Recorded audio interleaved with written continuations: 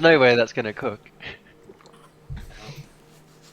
I think the best answer I can give you is just leave you in suspense. You walk outside in Australia, you wait like 10 minutes, and the meatball is cooked. That's true.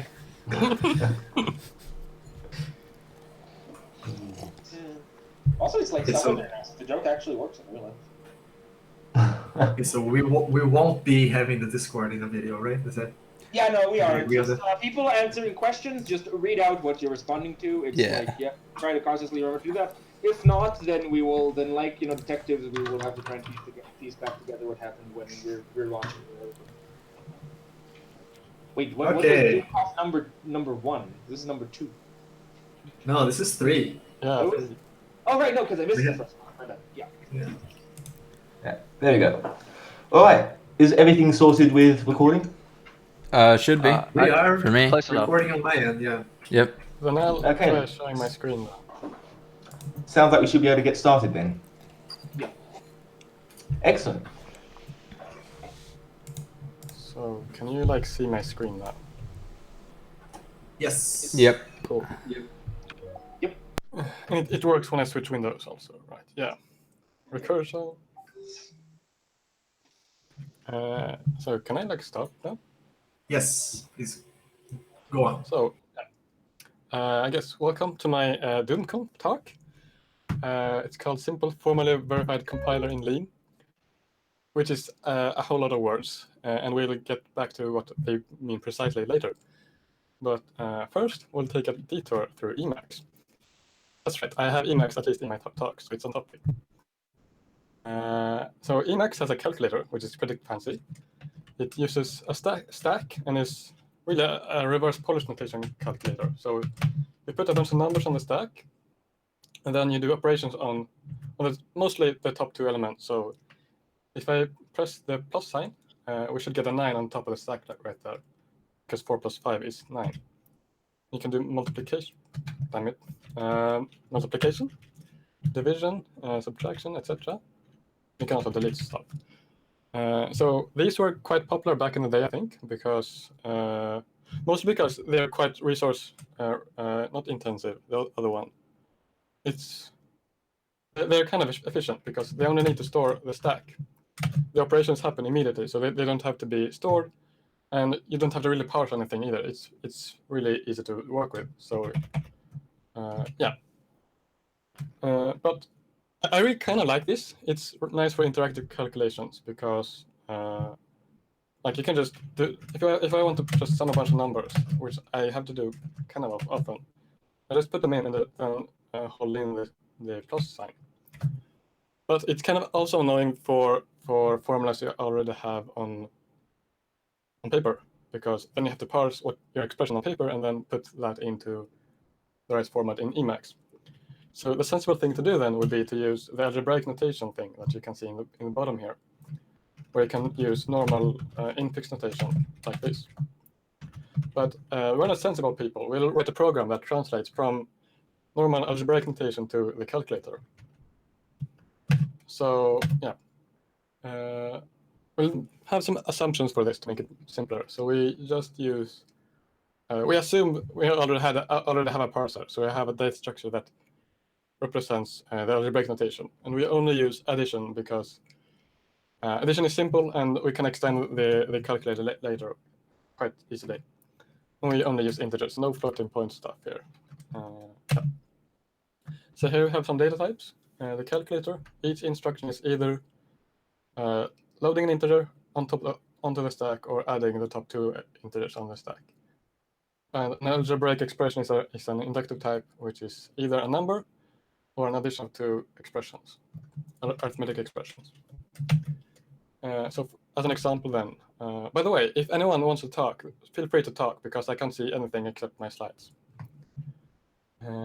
So as an example, 4 plus 5 would be represented like this, where you first load 4, and then 5, and then you add them together, which is like a list of instructions that we could send to the calculator.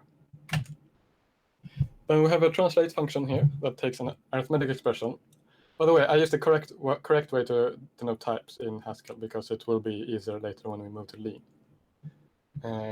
it takes an arithmetic expression and outputs a list of instructions. The base case is pretty simple. We just output a list that loads the integer I that we want. And then for the recursive case, we translate first this first expression, and then the second expression, and then we concatenate them all together with an add instruction at the end. So this would add like the recursive version of this and this. So as an example, we have the addition of 4 and 3. Lisp people kind of like this, I guess. It's very Lispy. So we evaluate the recursive case, and we'll get the translation of the first expression concatenated with the translation of the second expression, and we add them together. We can then use the base case to simplify it further, and we'll get the list that we want from before. So the question then is, how do we know that this translation is correct? It's kind of a hard question to answer, but also, why would we care? We could just write some tests and move on. It's just a calculator that nobody uses, really, except nerds. And it's also kind of easy to test. It shouldn't do some crazy stuff. So it's a simple program. But if we add some kind of simple things, just variables that are very useful for something like physical constants and such, and a simple conditional branch instruction, we have a Turing-complete language. It's a stack machine. A stack machine that could be used as a compile target. And like compilers are famously pretty complicated software. And they are also used in very safety critical systems. You want your compiler to be correct. You want the compiler to do the thing that you expect it to do. So and that is really what my talk is about and what my bachelor thesis was about. It uses a simple compiler from a simple language that uses just integers, additions, variables, and some control flow stuff, and compile it to a superset of the calculator. And I try to verify that the compiler is correct for some notion of correct. So back to the question, how do I know that the translation is correct? Well, I could write a proof. Mayo? Yeah. There was a question on the Discord from Steve. So read. Yeah, I can't see anything. Okay, yes. I mean, it's probably not a serious question, but he's asking if you're accidentally implementing for. I mean, in the same sense that like the JVM implements forth, but sure. I'm comparing to forth, let's say.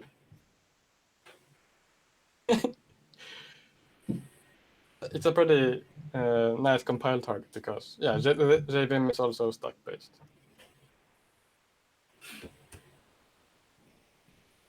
So you could write a proof, a mathematical proof that we would want to prove that arithmetic expression stack after we run the compiled program. We want to prove really, and we could extend this statement further for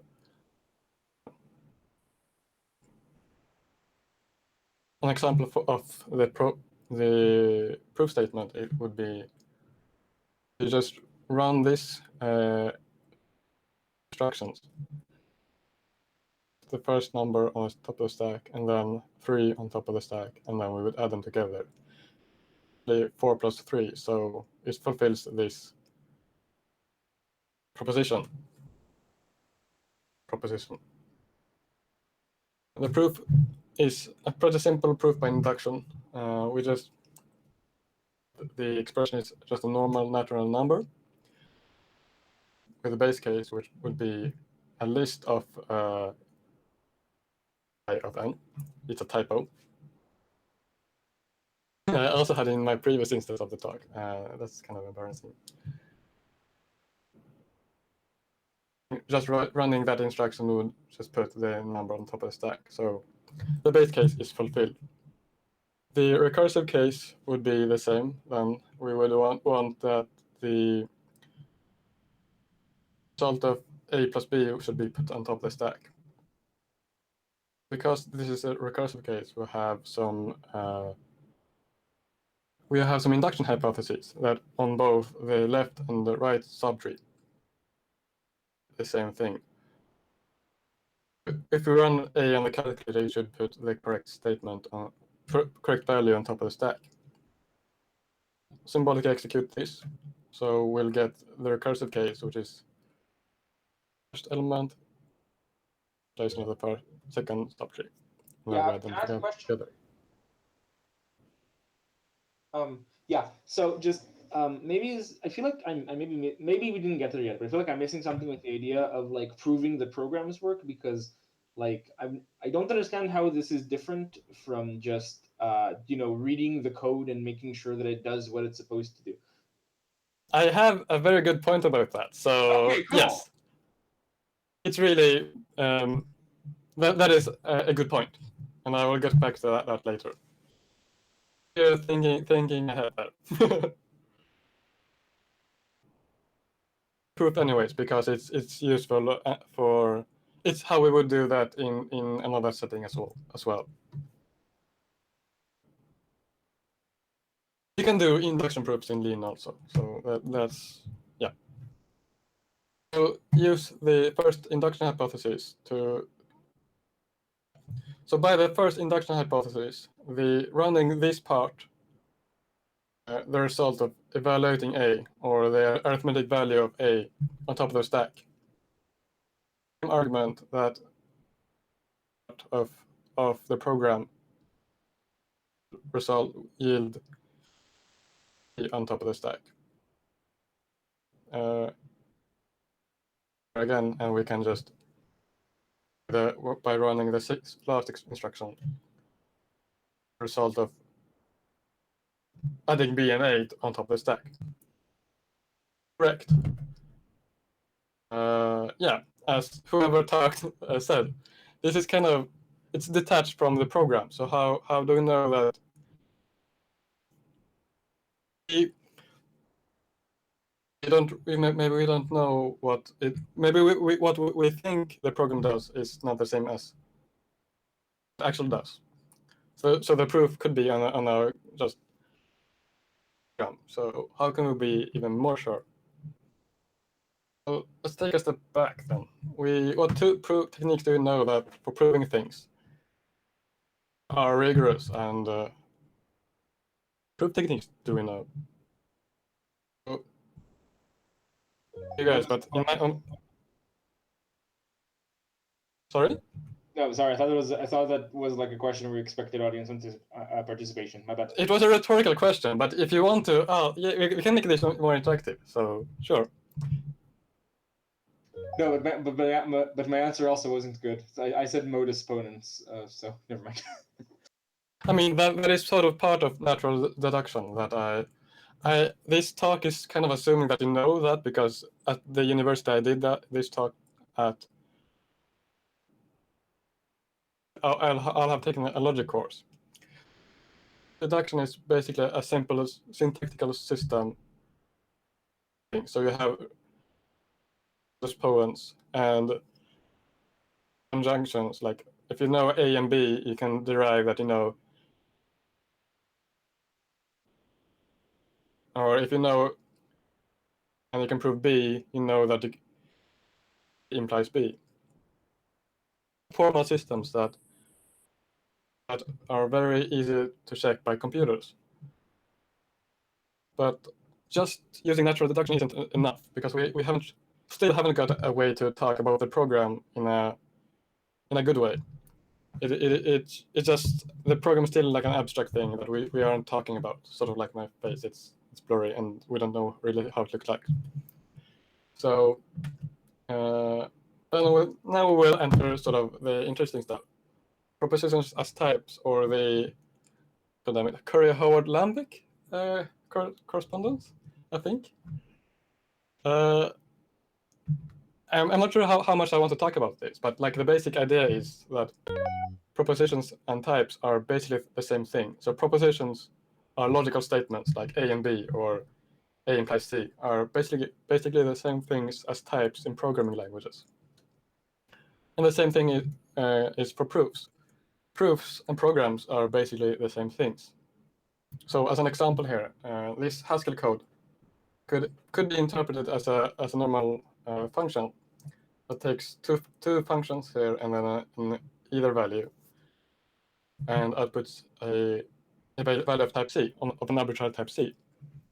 And we just do a case split and like just do some normal pattern matching and use the appropriate function for the appropriate type. But it could also be seen as a proof that given the implication A implies C, B implies C, and the disjunction A or B, we know that C is true. And we prove that by using a rule called OR simplification, which basically states that to prove something using an OR expression, like either A or B, we first assume that the left branch is true, that A is true, and then we prove what we want to prove, in this case C. So we assume A is true, and we use the assumed A with the first implication and the modus ponens rule to prove that C is true. And we can do the same thing for the right expression. So we have like proofs and programs are in the same language, sort of. And more importantly, we can write proofs about programs in the same language, which we'll sort of use a lot in later on. So that's where the Lean, which is an interactive theorem prover, comes in. It's both a dependently typed functional programming language and a language for mathematics. So you can write mathematical statements and you can write proofs about them. And because it's also a programming language, the compiler will complain at you if you do any mistakes. And you have to be quite detailed when you write your proofs. Like, you know, like the Rust compiler is nagging you a lot, right? But it's kind of on a whole another level when you're when you're trying to prove things in math. So the advantage, like the big advantage here is there are some we have proofs about programs in the same language, so we don't really have the same, like the problem that we talked about earlier, that somebody talked about. We have a tight link between the program and the proof. And if the program changes, the link compiler can complain at me and say that the proof is no longer valid. And this is like, it's really useful because if we change the program, the compiler, at any point, we'd have to redo the entire proof. And like, because we're humans, we'd assume that some things hold still without really checking them correctly. We aren't really good at being that pedantic. So it's really useful to have something that will check for you that you don't have to rewrite this proof, or you have to rewrite this proof. I guess I'll also go through some examples of how we can actually use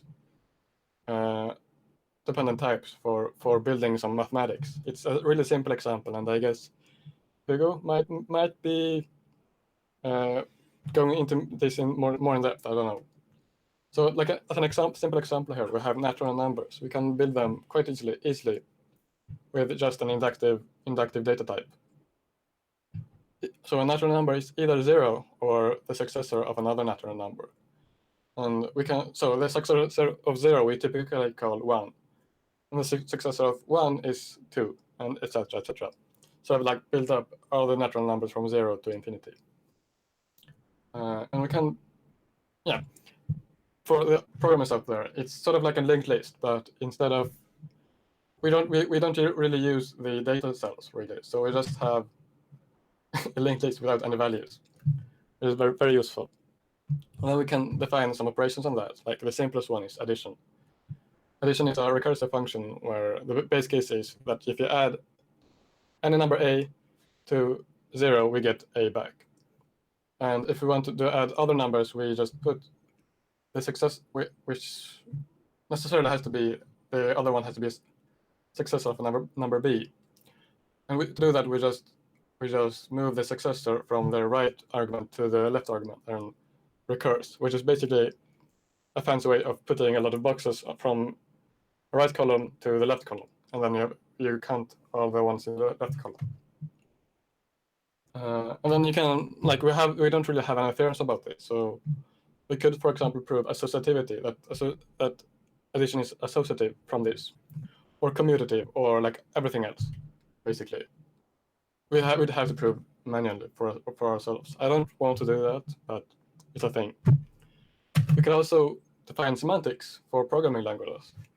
So, like, how familiar are you guys with semantics? I assume like not everybody has taken a semantics course, I guess. It's kind of pretty easy to work with. What we have here, all these tuples are program states. We're working with the program now and not the calculator. So we have an instruction pointer into the program, which is a list of instructions, and a state of variables. So, like which is basically a function from strings to integers. We won't really use them, so it's not really important. And then we have the stack. So to apply this part is a rule, and we can apply this rule when the condition here holds, and like the part. Yeah, you can use this part when this condition here at the right hand side works. So if the instruction is load the natural number n, or the integer n, we can use this rule. So it says that if you start in a state where we have this state, an arbitrary state, we can go in one step. We can go to another state where the instruction pointer is incremented, the state is unchanged, and the natural number n, or the integer n, is put on top of the stack, which is kind of what we want to do. We want the instruction pointer to be incremented, so we go to the next part of the program, and it should do its thing. It should put the number on top of the stack. And then the addition is defined in a similar way. One step of the program where the ith instruction in the program is add, we take the two topmost numbers on top of the stack and add them together. So this is like a formal specification of what the stack machine should do. And then we can define well, we have just two instructions. There are some more, but they don't fit in slides. We can also define this in Lean. So here's our first Lean code. This is an inductive data type, but it's kind of fancy. So it sort of defines a three-way relation between instructions, program configurations, or program states. So like one of these three tuples, and another state. So if we can build so how to interpret this in Lean is that if you can build one instance of this data type, it means that we can take we can go from in one step from this configuration to this configuration. So like it's really similar from the previous example where we have had this in normal semantics, where we have the instruction. It has to be the instruction load I of n, and the instruction pointer will be incremented. State is left unchanged, and the natural number n has to be put on top of the stack. So if we can build somebody's microphone. Just what does the vertical line like mean in the type? Oh, this is sort of like in Haskell, where this bar here. So there are two cases. Right. So it's or a function or an instruction like this. Sorry. So like the type of. Yeah, no. So the type of inductive like IXEC is or the function or the load thing, right? Hmm? I didn't get that last part. I think the top line is like the signature, and then there's two cases. Yeah. But so this is both with the same signature of inst config prop. Exactly. Right.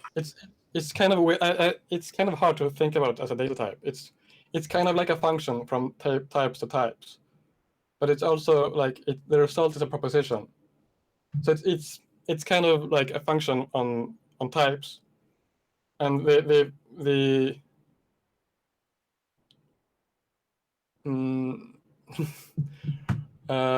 everything that like works, everything that you can build up from this is part of the relation. this like three-way relation. It's kind of weird to think about it as a type, but it's also not quite a function. It's a way to build up inductively the relation of these semantics. So like we start with, well, I guess it's not really inductive either because it's just two cases and no inductive cases. But does it make sense? Sort of. Yeah, can I have a stab? I think Monet's question was just about the syntax, but your last comment is, but because you have this thing which is like a ternary function, right, returning a proposition, but then because we're working with intuitionistic logic here in the background, the proposition here. I mean, if you want to think about it in terms of classical logic, would just be true or false. But because we're doing this in intuitionistic logic, the point is that if you take an instruction, a first configuration and then a later configuration, and then if you can prove this, meaning if you can find an element of this type of this thing, then you have proved that from that instruction, I mean that instruction takes that state to that other state, and this idea that finding an element of a certain type, which is in this case prop, means proving that thing is right. This is the big conceptual leap that you have to make. But at the end of the day, you're just trying to find a proof that instruction takes that configuration to that other configuration. But it's a bit clumsy unless you are used to this type of thinking that. Yeah. Right. So to build on top of that, like if you have an element of this type, you know that with that instruction and these two configurations, we have proved that this state machine can go from this configuration to that configuration using this instruction. So sort of like if you have built this, it's a proof that this state transition is possible. Yeah, and then just to reiterate, that the big jump is to see that an element of prop is a proof of that proposition, right? So exactly, yeah. Okay. I guess I'll continue, and then it's not really a lot of. Oh yeah, continue. So I have a very small part of the proof here that we saw before. So before we use a proof by induction, and we'll have the base case here, right, as I wrote it in lean. So like first we state what we want to show, which is that compiling an arithmetic expression with the base case, where it's just a natural number. We can take from this state where instruction pointer is 0, an arbitrary state and stack. We can take in 0 more steps. We can go to a state where the instruction pointer is 1, state is left unchanged, and we have put n, the result of evaluating n in state s on top of the stack. That is essentially the same statement that we wanted to prove before. And we can do this kind of. It's a bit. I have a hidden a bit thing, some things here, so it's kind of weird. But we can do that by taking a single step of this relation, or this relation here, and we have to prove some simple things, other things, which we can do with automatic simplification. So Lean has some tactics, which are basically meta programs, which are basically things to automate proving things. We say that we just wanted to take. Basically, proving this is essentially just taking a single step in the relation here. We're using the load I relation. I can go through. I have the entire proof. So if somebody wants to like go through that, we can do that afterwards. Yeah, and now we're basically at the end of the talk. We know hopefully all the words that what I mean here. Formally means that I have used an interactive theorem prover, and it has been quite rigorous. And Lean is that theorem prover. So both the semantics of both the source language, the imperative source language, and the stack machine and the compiler and the proof are all written in Lean, so that like they are all working together. And if some part of that doesn't work, the compiler will let me know.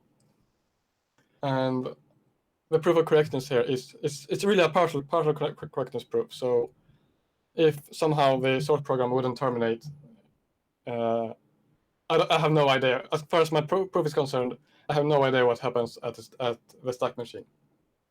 But if I have implemented it correctly, it should also not terminate. But yeah, the second part of the proof is kind of more difficult because you have to work on a set of instructions, and you don't really know which instructions make up a statement in the source language. So I haven't really been able to do that.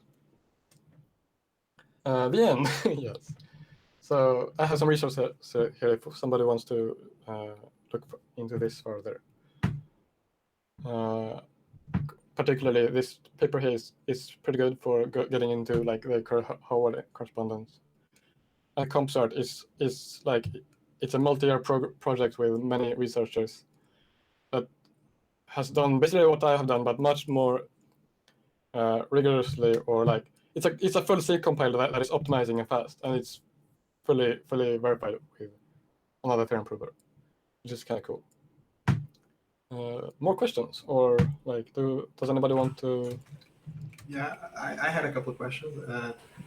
So first, I mean, this is what you have shown us. Is it this particular compiler that you're working on in your thesis that you just took a small part of? Like, I just took the arithmetic expression part, so flow like if statements or while loops. Okay, but you are doing something with it with like a Turing complete. Yeah, it's a Turing complete language, exactly. Which is also why I couldn't use just normal functions, because functions have to terminate. Right. I have to use a relation indexative thing there to make a relation. And the type of like difficulty that well, I don't know, the type of thing that happens in the talk that you gave us, is it like emblematic of what the difficulty is also in this Turing complete case, or is it like significantly more difficult to do? Like it's a bit more like it's a bit more code, but it's also not really conceptually same thing. You do an inductive proof on the source program. Have a bunch of cases in the source program. If it's an if statement, you do this, and if it's a while statement, you do this. Yeah, I mean, like my spidey sense says that maybe the while case should have some kind of trickiness, or maybe not. Not that hard, actually. Like the hardest part for me was to just expression proof going. The rest of the proof was done in less than a week, I think. This is like the easy direction from a structured language to an unstructured thing with just a bunch of. You guys can see this, right? Yeah. The part that you saw here. For variables, it's basically exactly the same. It's Right. the case here for the program for the addition. Let's see.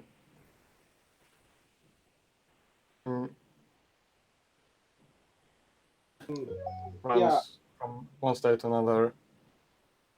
The second sub expression, and then just append everything together transitively. Right. I mean, I have some problems with the syntax. It's a bit hard to parse unless you know what it is. But Yeah, it's basically the first time you've seen this, right? yeah, I've seen a bit of Lean. I'm actually sitting a course in Lean, so that's why I know a little bit. But other than that, no. I think that my proof is pretty easy to read. At least I have like substatements that I've tried to prove explicitly. can show in the. Can like a goal window here that everything that you want to prove can show up. But I have also it should be pretty easy to read. Yeah. Here, like at this point right here, we know are the statements that we know horrible, and they kind of are. Then what your goal is to do is really to try to construct. Yeah. What I had also was really that I was staring. Yeah, I feel like I still don't understand. Like, just with regards to the question that I asked earlier, it's like intuitively, I feel like when you go through the extra layer of like proof, it makes it harder to like make mistakes because you have like multiple redundancies and checking that the program does the thing that it's supposed to do. And also, it's probably way harder to write a proof that is wrong but succeeds than a program that compiles but doesn't do the thing that you want to do. So is this so? Yeah. So that's like the thing, right? That like you basically almost like run a test for every possible behavior of the program at once. And just like you have to assume that your tests are correct, you have to assume that this is correct. But if it passes, that's like a really good sign that it does what it's supposed to do, right? Exactly, yes. But it's also like you've had typers in Haskell, right? They can be like hard to read. Again, what? Like typers in Haskell, for example. Like if you have done something stupid in Haskell, yeah, with your types, and you have like you can get some really weird errors, and you can like kind of get the same lean. Oh, whether the error messages are really hard because the syntax is kind of convoluted. Because It's kind of hard because.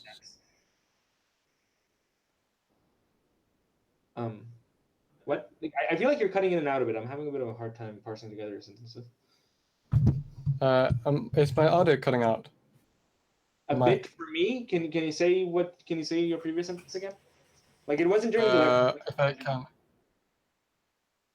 Can you over each other? So like, Haskell like thing because like hard to you can sometimes it can be hard to parse what you did wrong because you have to be very precise. Yeah. Assume that like this arithmetic thing works because you have to. This thing holds lemmas and subproofs and such, but you have to know exactly which one you want to use. Yeah, gotcha. Is that it kind of becomes like a game, a computer game. that you have, and you have these, this thing at this point in the proof, like right. So you have these resources over here, and you have all the lemmas that other people have proven. You want to construct this by using these simple rules. So you have like and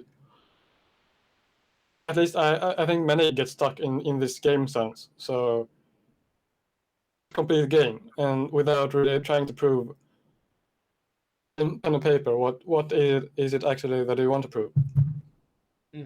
Over that hurdle, it becomes significantly easier, and you have somebody that can hold your hand also.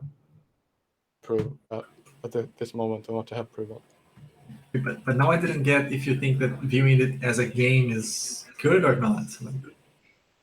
I don't think it's good. Okay. Because you illustrate what you want to prove. It's kind of fun for like simple logical statements. Like if you want to prove that addition is commutative, you can. It works pretty well with that game mentality, but also know what mathematical objects you're working with. Semantic level. Because I mean, you probably know this, right? But there's this learning material by this guy Kevin Buzzard. He calls it the natural number game. Oh yeah, I think I've seen that. Yeah. And it is exactly like teaching material for Lean that really suggests you view it as a game. I think that part works, but also like you can't get stuck in that because you have to prove it mathematically. That way also. yeah, I guess seeing it as a game can make you blinded to the big picture more easily, I guess. All right, cool. There was something that I wanted to comment on about your slide, but it's a really silly comment though. About where you had the slide about the addition, where you defined like about halfway through, where you had the inductive definition of addition. Yeah, that one. I just wanted to say that I'm used to seeing the last clause a bit different, but I guess that one works just as well, right? Because what I usually see is the on the right side of the equality is successor of and then add AB. And I don't know if I had figured out that it's the same in the end. Right. So instead of you have add the successor of A to B, right? That's what you have. And what I usually see is take the successor of the addition of A and B on the right side. Yeah. No, I get what I mean. And it's I don't know. If I had ever thought about those things being the same, it's been a long time because I completely forgot about it. Just so wait, I want to try something also. So. Okay, but just saying, like after this, we need to move on to the next one because. Okay. So.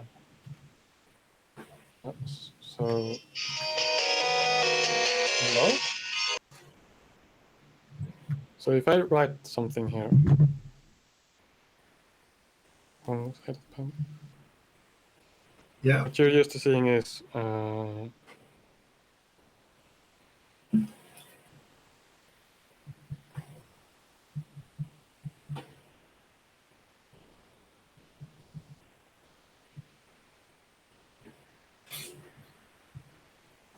This one, right? Yes, exactly.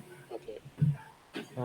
But yeah, and then in the end, of course, it's the same because you're just stacking successors. I mean, here you're stacking the successors until the thing inside is just zero, A. right? Yeah. And in yours, you keep this bunch of adds, but in the end, and then you're stacking the successors inside, but it's the same. But it's pretty. I mean, it's just. I think like I said, the it's a proofs silly would be comment. different. I think I might have actually used this. Lin might use this one actually, and I think I've seen this one more. Yeah, that's that's the piano like original.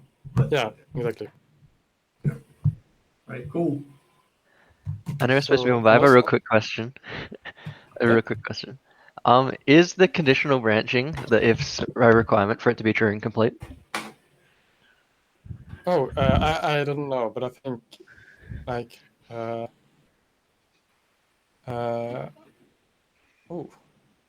Because that's something I've been running into with something I was working on, and it seems like while, it's I think. If your while condition is false from the start, you can use it as an if. Okay. Yeah, conditional branch, like the while loop needs a conditional branching somehow, and I'm not sure how you like. Otherwise, you just branch immediately, like without checking anything. You should just have a branching instruction without conditional checking. I don't think like you could do everything with that. Fair. Not sure, but I think it's true that I haven't proven this, but I think it's true that if you have conditional branching, you would get Turing completeness. Yep. Cool. It's pretty easy to get Turing completeness. Yeah. So I guess my talk is over, and we should go on to the next one. Cool. Did I don't? Yeah.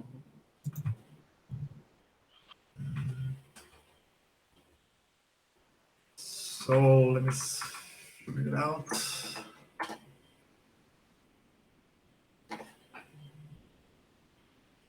Was it useful this talk? I don't know. It was pretty fun to do myself, but I found it useful. Just because I've been experimenting with some sort of like similar ideas, and it gave me some insight to things that I had suspected, and I think I have a better way of approaching now. Yeah, I thought it was good. I hadn't seen lean before, so that was fun. Yeah, I'd also not seen that before. Yeah, so I might have to look into that for some stuff. Cool. Okay, so everyone give give a big thanks to Mayo for his talk. Okay, who is up next? Supposedly, I think it was me. Who's like Flugo? Yeah, probably. Flugo, Like, okay, yeah, and then after that, I don't know either. Wait, Steve is here. So Steve, do you still want to go last? We don't know. Okay, we will find out after Flugo's talk, because who knows? Maybe he's Okay. Yeah. Okay. Cool. So I think you guys can hear me okay, right? I have no way of checking if the Yeah, recording okay. is working now, because now I can only see my own screen here. I don't know how you pronounce the name of this program. I guess external, journal. I don't know. But okay. So my talk is a very experimental. So I didn't make slides because I wanted to do something like on the whiteboard. And I also don't really have an aim. So I don't really have a goal with this talk. It's very much not an academic talk, right? I'm not really trying to prove anything research level. And I'm also not trying to teach anybody anything. So I really just want to talk a little bit. And I hope that you guys will like interrupt me and what the hell did I do here? That you will feel free to like interrupt me and pull on any interesting threads that you may find along the way. So the title of the talk is the Jane Foundations of Mathematics. It's just a silly pun, as you have probably come to expect by now. So the point is that I want to talk a little bit about category theory, and in this sense, Mayo's talk was very interesting because it already provides some motivations for it, and I'm not really trying to sell category theory, but I'm trying to show some analogies, and especially coming from programming, of why category theory might be interesting. Maybe not for programming, but in general for mathematics and for all that kind of stuff. And let's see. So the main thing that I want to talk about is this idea of abstraction. And it's, this is a fun exercise that I like to do also with the students, because I like to take these very, very loose, like open-ended questions, right, or terms, and try to see what the definition is. And it's kind of a futile thing, because we're not really trying to pinpoint the exact definition of abstraction, but it's kind of fun to discuss what is abstraction. And in this sense of programming and higher math, the real point of abstraction is figuring out, according to some goal that you have, what details are that are important versus completely irrelevant. And the first thing that I want to say is that this is necessarily comes with some goal in mind, right? Because depending on what you want to do, the level of detail that you will use is, of course, different, right? It almost feels silly to say, but like, where is this? If you want to use the metro, like the subway, if you're just the user of the subway, this doesn't feel right.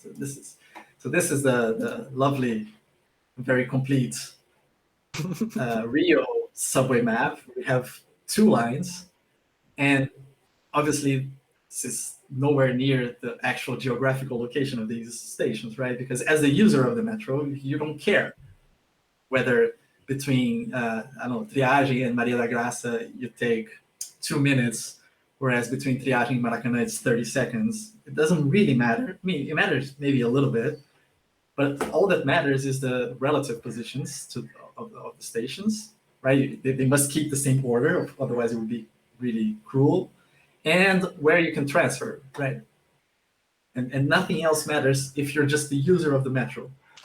Now, of course, if you're working in the company that's building the metro, the subway, and you just see this map, that's useless for you because you need to know a bunch more things, right? The exact location and more, right? Like the composition of the soil, whether there's some building with some weird foundation that you need to go around and all of that. And in what level of abstraction you're going to work really depends on what your goal is. And even if you work for the subway company, maybe you also use the subway another day. And so this can also change depending on the day and the situation, right? So that's the first thing, right? That this is some kind of sliding scale that you go from more abstract to more concrete, and maybe putting it linearly it is even a bit misleading. Doesn't really matter, right? But and the thing is that the farther along that you get in mathematics, but also in computer science, in specifically programming, navigating the steps in this thing is perhaps the main skill that you need, right? So when you're talking about math at some talk, and you're just you're at the coffee break and you're talking to some professor, it's very unlikely that you will be around this area of talking about the nitty-gritty details of their research, right? You will be more on this level where you're talking about the big picture and how this big piece fits with that big piece, and maybe you step down a little bit because you remember that there was some technical detail that needed to be figured out, and then he tells you, oh yeah, that comes from this and this theorem, and then you come back to this level and so on. And for programming, there's I think this analogy of the subway is quite good, because when you're programming, you're writing a program, but you are basing yourself on things that have already been written, perhaps by yourself, perhaps by others. And I mean, it's not a set rule, but ideally you would see those programs as a user of the programs, right? And of course, you may eventually need to understand some of the implementation details, but that should be sometimes kind of almost an exception, right? When you're using somebody's program, maybe you will read the documentation which tells you how to use that.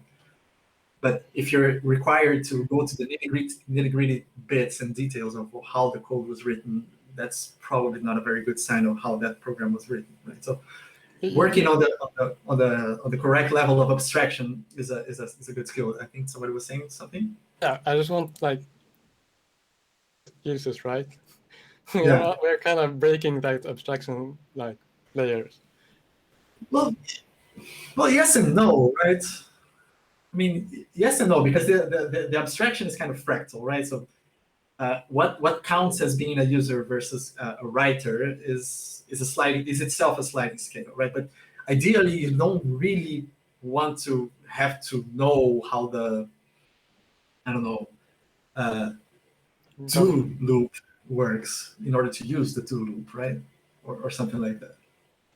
Yeah, sure.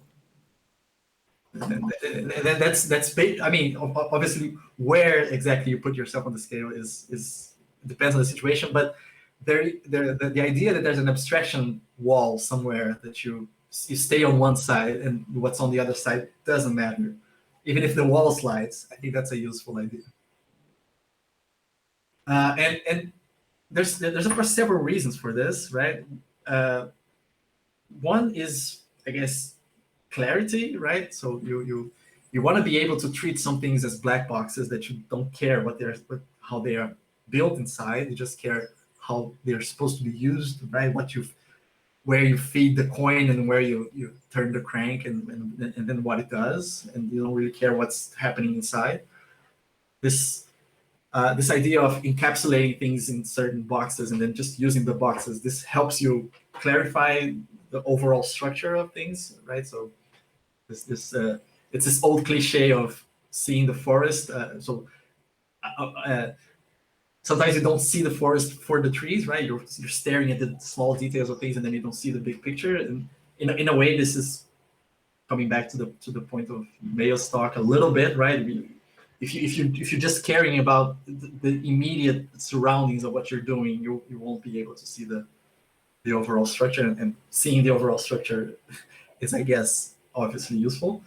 There's another point which I want to make better later, but when you go a bit more abstract, sometimes this helps you. I mean, this sometimes makes life a little bit more difficult because you feel like you have less in your hands, right? You threw away a bunch of details, and now you have fewer things to work with, and this somehow makes it. I mean, intuitively, this can make life more difficult.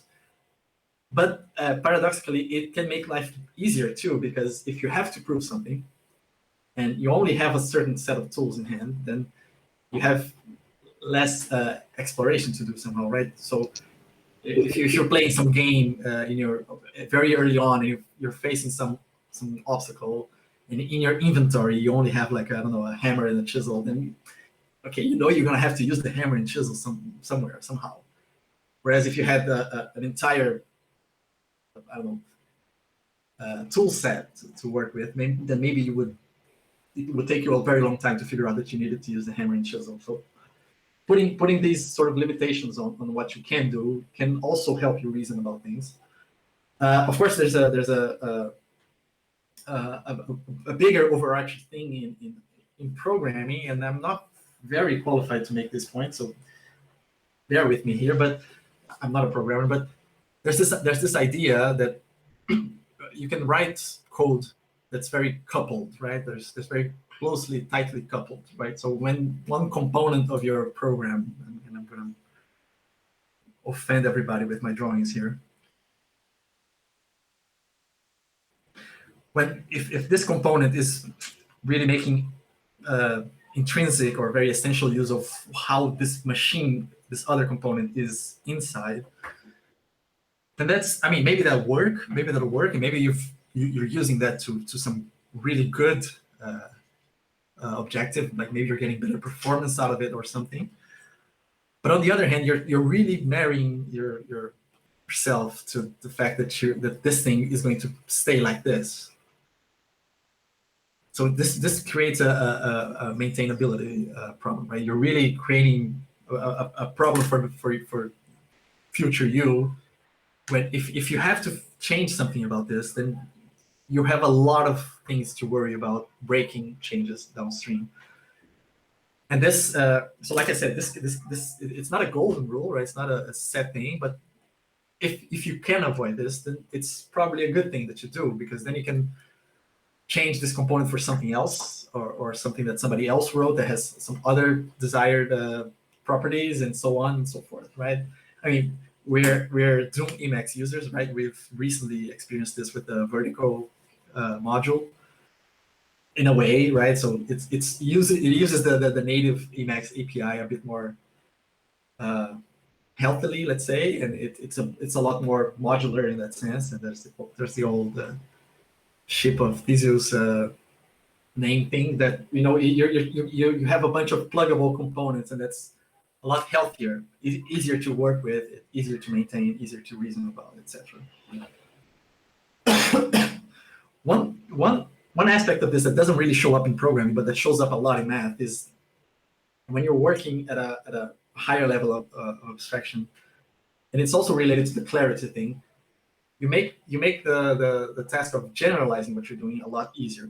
Well, if you're throwing away details, you're already generalizing, right? So you're making your arguments work in settings where these details that you threw away, maybe they don't hold. But because you're also because you're throwing away these details, you're seeing the thing in a way that maybe will allow you to generalize this better. And this example is coming back later, but I can already say a little bit about this, right? So if you're talking about the product of sets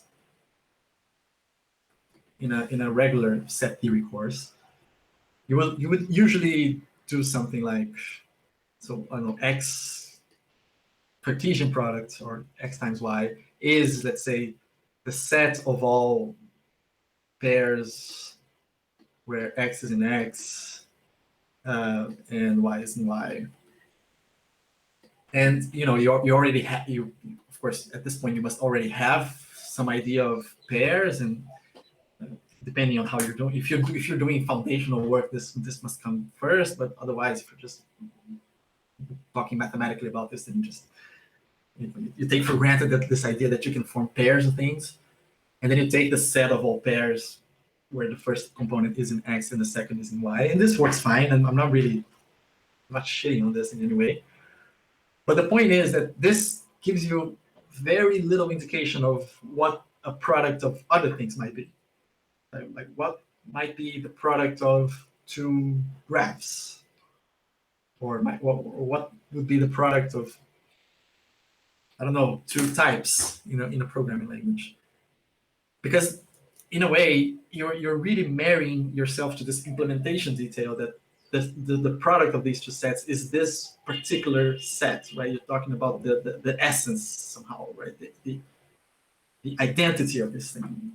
And this, one of my thesis today of this talk, although not really, but the point is that this is too tightly coupled somehow to something, right? It's too tightly coupled to this idea that this must be implemented in this way, and it's a bit silly, but somehow maybe you're talking foundationally and you want to change somehow how the things are defined in terms of something else, right? Maybe you're trying to formalize this in another way, and maybe in this other way, pairs are weird, or maybe they don't work so well, or maybe whatever, and now you have to come up with an entirely new definition of pairs because you had married yourself to this one definition. So this example is coming back because I will be talking about this categorically in a bit, but so this is just half an example for now. The idea that you really don't want to make reference to like the essence, to the identity of things. And just to bring it back, in a sense, it's an analogous situation to this one, right? Where this guy should use this guy not in how it's formed, but only in how it behaves. And this idea of changing essence to behavior is the central thing in category theory, as we will see in a bit. And finally, the not so much a point for abstraction, for abstracting things, but a point about abstracting is, and in a way it also relates a bit to Mayo's talk, is that you only get good at this type of thinking by doing this type of thinking.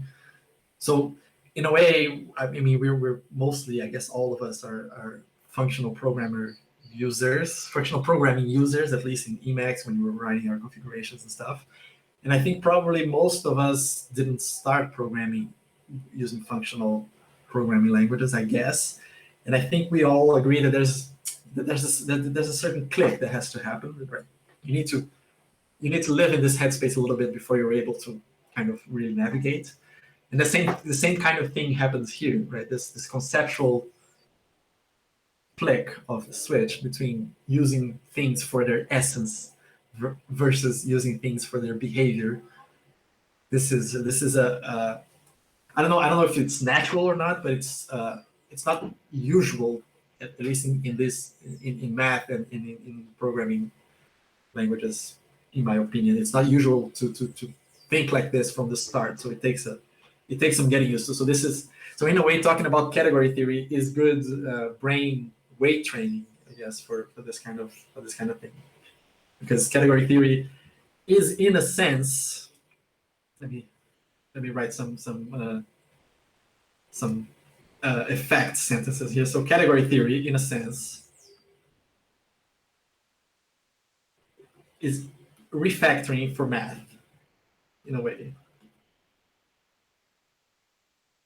Decoupling, I guess, is the. And it's a very broad area. It's a thing with lots of arms. But it started off in, I don't know, I guess the 50s or something like that with Eilenberg and what's his name from the category theory for the working mathematician. What's his name? And what was that? Yeah. So and the point there is that they were trying to do something in algebra, and they were having trouble with the language of math. In my opinion, because of this kind of issue, right, where they found themselves in situations where they wanted to express things, but they were getting mired in the details of how things were implemented, as opposed to how things worked, which is in the end turned out to be way more useful. So they invented this language, this way of thinking about things in math, where you don't even have the access of the essence of things. Where the only thing that you're allowed to actually express in this language is the behavior of the thing. So they really they chopped off their own limbs here somehow. So they cannot even the language has no power of expressing things about the essence of the objects. So and then you really can only make your definitions and express your theorems and everything about how things behave in terms of one another. And this was a very rich idea, and it's taken off. It took off along these decades, but I think in recent times, way more, because as you get higher and higher in math, this type of view becomes more and more important. And then also with this somehow this revival of functional programming, where this same idea is kind of relevant, right? Where you're trying to make your program a bunch of little modules, a bunch of little things, a bunch of little maybe functions that just behave in terms of one another, and you don't really care that your function is doing this in this certain way. The only thing that you care is that it takes these arguments and returns these other arguments. And I guess the idea of having no side effects is very important right here, right? Because the side effects muddle this idea of behavior quite badly, right? So you want to understand exactly how something interacts with its environment, and purely functional programming, it's just about arguments and return values. So the interaction model is a lot clearer, and it's a lot more amenable to reasoning about. So category theory is let me see how I'm doing in terms of time. Okay, I won't go on for very much longer. But the intuitive, I'm not really going to give much of a definition. Maybe I will. I don't know of what a category theory is. But I'm going to make a few ranting points about stuff. So in category theory, you have two kinds of things, and I'm using words in a weird way because the words themselves are a bit weird in a sense, because you have a collection of things that you call objects, and you have a collection of things that you call arrows. And in true formal math style, the words carry some intuition, but they carry no literal meaning, right? So it could be apples and bananas, and everything needs to work the same way. So when I say points and arrows, you already have this mental image that it goes like this, or something like that. And it's a good mental image, but it's I think it's an important rite of passage when you're doing formal stuff, that you have to unmarry yourself, or you have to be able to unmarry yourself from your intuition sometimes, and you have to hold on to just what's formally there. So if I just say that I have two collections, one called objects and one called arrows, you may have this suggestion in your mind, but you have to keep in mind that I have said nothing so far that implies that it's something like this. And then there's some more structure that will make it work closer and closer to this. So to each arrow, you assign two specified objects called its domain and its codomain, or its source and its target. To each object, you also specify some special arrow called its identity arrow, which has that object as domain and codomain. And then there's this idea that you can compose certain types of compatible arrows. So whenever you have two arrows where the first has as codomain the same thing as what the second has as domain, then there has to be some arrow which goes from the first source to the last target, call its composite, right? The composition of the two. I like to use semicolons. I don't really like to flip them around and use a little circle. Call me a bad mathematician, but I don't know. I don't really like the other notation. I mean, although the other notation works better when you're talking about actually applying. But since we're talking about category theory, we don't necessarily have functions, so we don't even necessarily have applications. So, in the sense of in the setting of category theory, I think this notation is even better. And this is the data of what a category is, and again in category theory, it's very useful to have a very clear way of thinking about things. So separating, let's say, data from properties is also an important theme in category theory, right? So the data here, we have objects. Let me use another color. And arrows. And this is what I would be calling the first class citizens. And then you have this specification of what the domain, codomain, identity. Well, so these are for each arrow gives you an object, and the identity gives you from each object gives you an arrow. And then there's the composition, which is a bit annoying to write because, you know,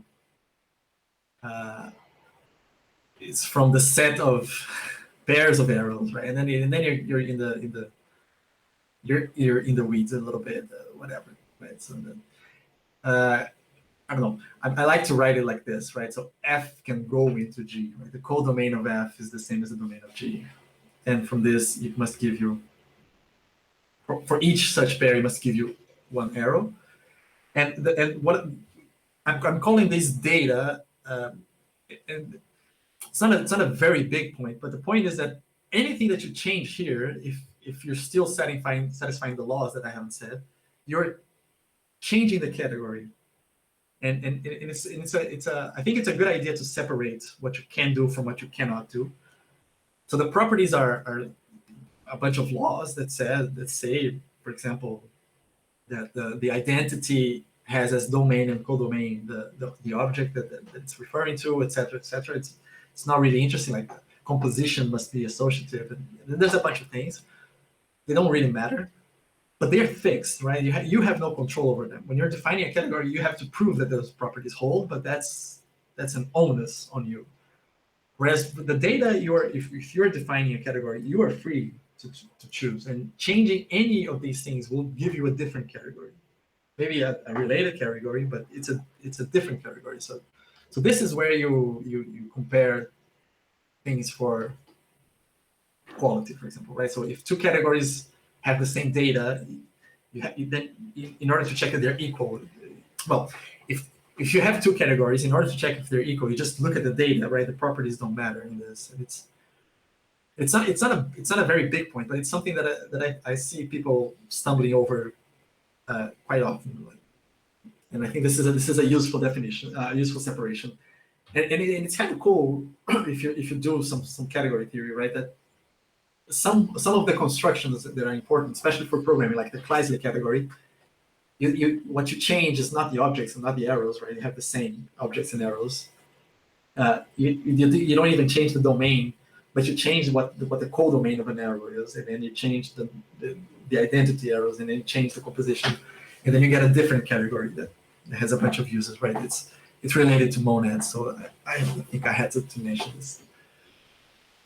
And there's a million talks out there. There's a bunch of material online about what category theory is and a bunch of analogies and everything. So this is not really where I want to spend a lot of time, but there's one that I like to think of that helps but it's strictly speaking, it's an analogy. It's just intuition, but works fairly well with lots of different settings. Is that the idea that an arrow between two objects is somehow a mapping of some notion of information that you have in A to the information that you have in B. And I'm going to take information here as an undefined term, right? But I just want to appeal to some intuition here. And the identity of an object is the transformation of its information onto itself that does nothing.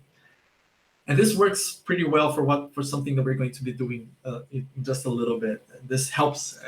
This I think it's been helpful to me and to some people that I've talked to, thinking in these terms, right? So an arrow from A to B is some way of mapping some information that is in A to information that is in B. So like a transformer? Yeah, something like that. But I mean, and Like it's not important literally, to think, but yeah. yeah. So it's important to keep in mind that A is nothing, right? We have Yeah, no it could be idea what anything. A is, right? A has no. We're making no promises as to what A is, and no promises to what the arrow F is. It may not be a function, and sometimes it won't be. I'll give a couple of examples where it won't be.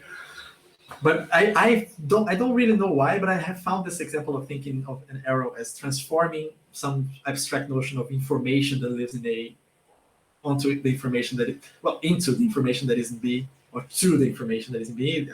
It's not a function, so I'm not talking about surjectivity or injectivity or any of that. But this I find that helps, right? So this kind of justifies that you must see. Yeah, I agree that the diagram started to make a lot more sense when I started thinking about it in those terms. It's cool, and I think I'll give a couple of examples soon where I think this will start to shine a little bit. And for example, this idea of isomorphism, which is kind of central in category theory, where you say that two objects in a category are isomorphic when you have one arrow going this way. Let me use some colors here. And one arrow going the other way, such that if you do the F, first F, then G, this is the identity of A. And if you do first G, then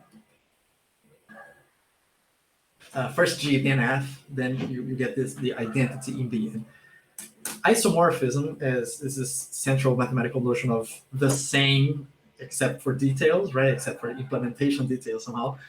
And if you think about this in terms of this information thing, I think this works quite well, right? So the isomorphism here means that the information in A and B is essentially the same, right? So that there's a way of mapping the information of A to B and then back to A that loses exactly nothing, right? So no loss of information, whatever information means, right? So we have stipulated, we've defined that the identity transformation is the one that is lossless. And so then if you do first F and then G, whatever F does, it does it in a way that can be completely recovered, right? Completely undone. And this is I think it's a useful way of thinking about things. Maybe it won't be obvious today, but if you're ever doing category theory, this may help you. I want to. Yep. So say that, like, for example, A and B is like apples and bananas. Could you say that the structure between the relationship of apple and bananas is the same as the structure between any other A and B that has the same, like, interconnected thing going on, like regardless of they're completely different things? So I'm struggling with the question because I would have to know what an arrow is in this category of fruits, right? Okay. So I was just thinking of it just as describing it in terms of structures. So like maybe like another example more related to something that I'm familiar with is like networking stuff. And so you have like a network between like three different computers, and like two of them can talk in two ways and transfer information in both directions. Maybe one can only talk one way. Like the fact that those three computers are different ones to like some other set of three computers, if they are able to communicate in the same way, the structure of the network is the same. Is that accurate?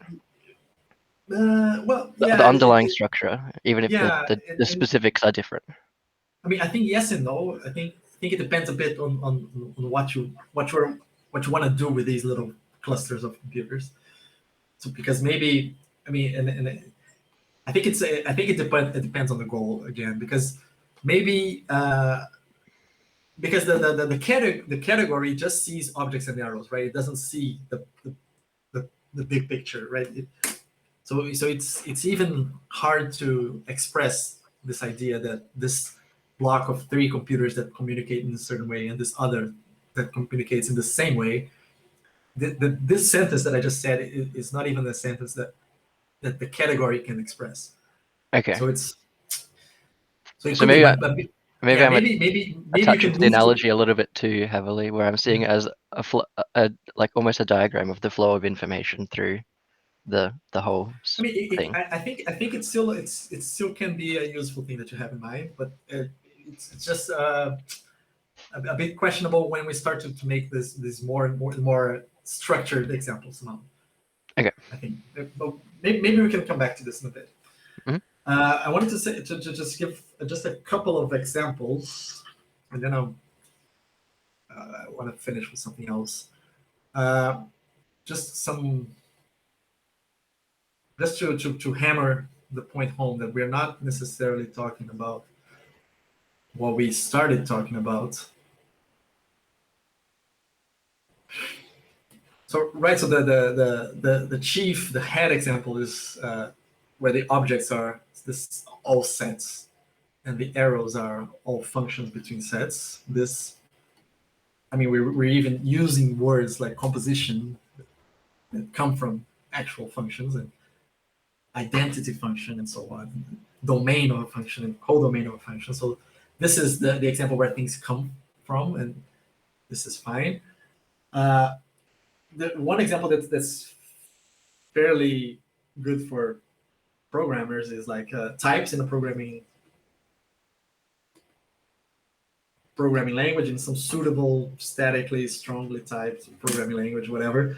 Those are the objects, and then the arrows between them are the functions from accepting those types as input and returning the other type as values. This in the Haskell kind of sense, this works pretty well as well, and it's also not a very big leap to see that this you can define domain, codomain, and identity and composition in such a way that this works as a category. But there's a lot more that you can do, right? So you can be really esoteric here, right? You can talk about, I don't know, points on a map, on a physical map, or cities in a map or something. And the arrows can just be, I don't know, the paths between them. And the path starts somewhere and ends somewhere, so that's your source and your target. And if you have two paths where the second one begins where the first one ended, then you can clearly compose them by just concatenating, right? That works pretty well. There's a bit of a philosophical thing here that you have to accept that just staying in one place is following a path, and that's the usual mathematical weirdness that happens in these boundary cases. But okay, whatever. There's, I don't know, you can talk about, I don't know, words on some alphabets, right, using some set of symbols. And the arrow can be, I don't know, can be extended to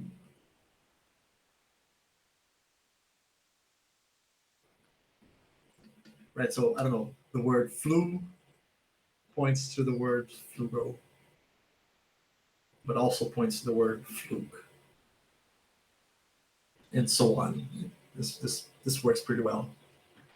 And here already the notion that an arrow is some kind of function is already becoming a lot it's a lot harder to think of it like that, right? Because it's just a relation that happens between two objects. Of course, here you can actually see this as a function that adds a G and an O at the end, but it's not really a useful way of thinking about it. And for mathematicians, there's a whole class of examples which is quite useful, which is the idea of structured sets, according to some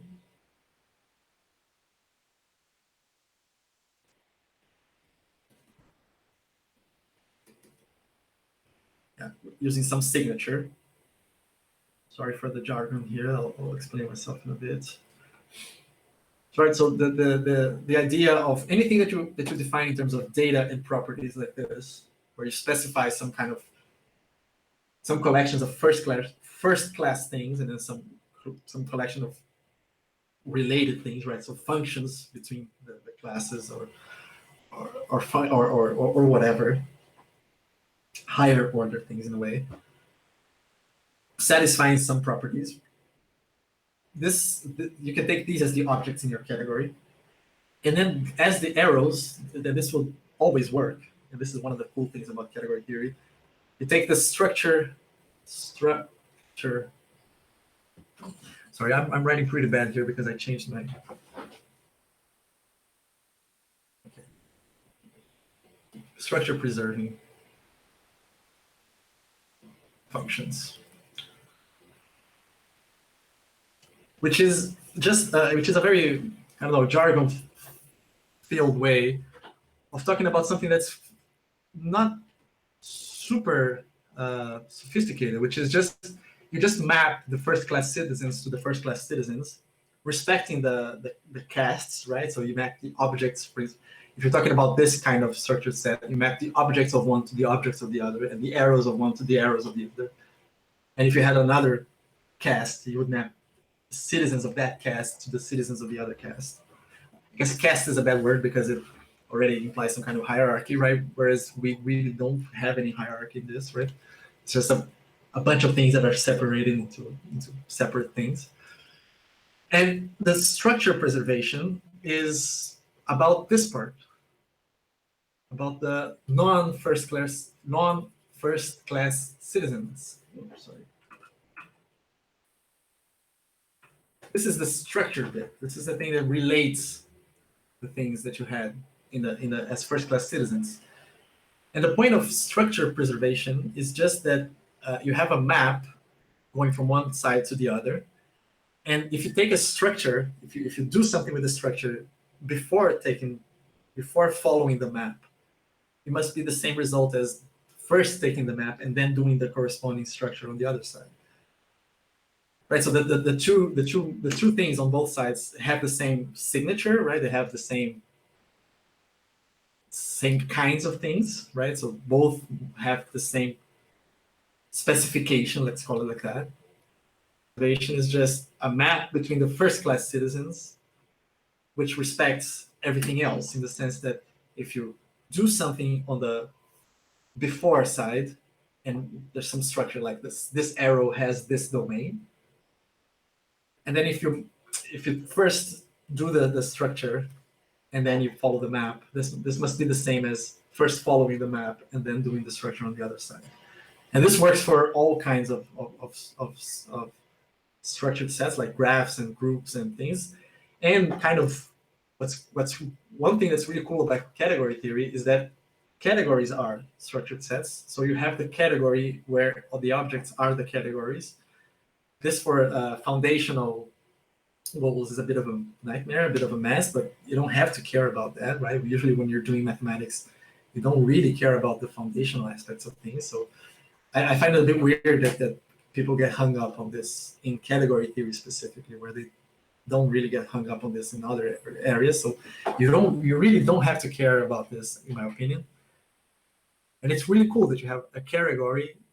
So category theory has this self-referential nature by its very essence, because there's a category whose objects are all categories, and it's weird and it's cool that it works like that. Let's see. I guess I can finish by going back to this example of how things work, right? Because so far I've just given examples of what categories are and some categories. And I just wanted to finish in a few minutes by talking about how to actually make things work in category theory. So there's this idea of behavior is king, right? Which is kind of funny because this is duck typing, right? So this is something that comes from mostly dynamically typed languages like Python, right? Where things don't really have an essential type, and if it behaves like something, then you can use it as that thing. So this.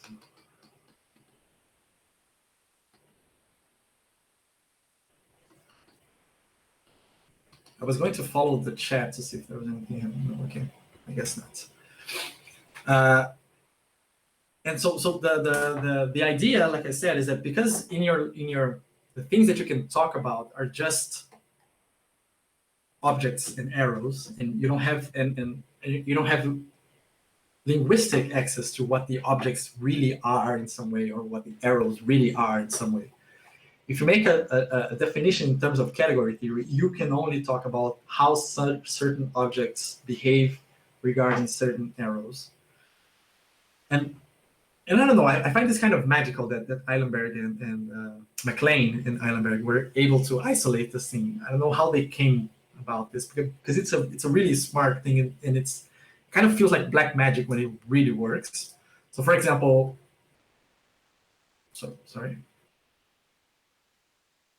a product, and I'm using the word A here on purpose, a product of objects, say A and B, is an object C and arrows.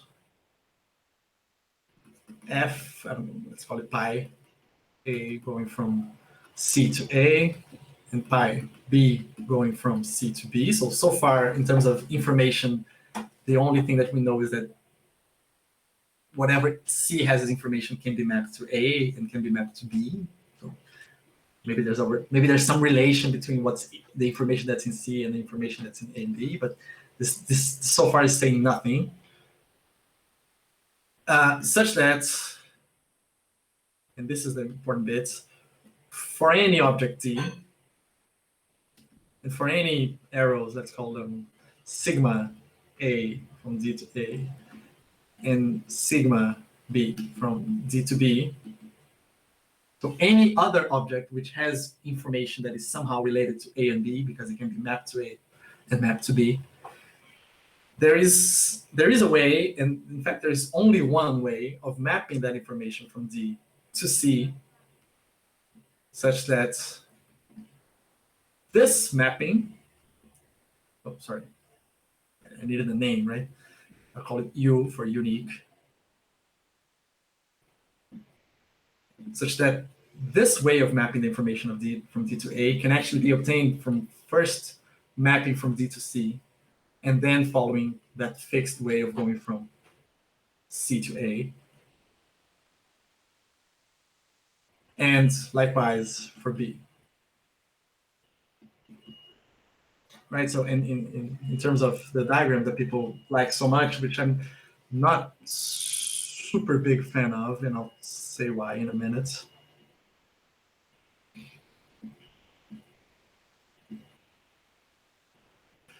So if you have a D that also points to sigma A and sigma B, then there's this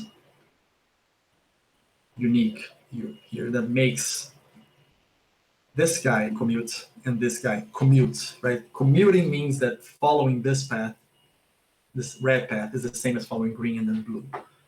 This is jargon, and this is I like to put a little arrow inside of the part of the diagram that commutes, and this means that if you have two ways of following paths in this little part of the diagram that take you from some place to some other place, then they are actually equal.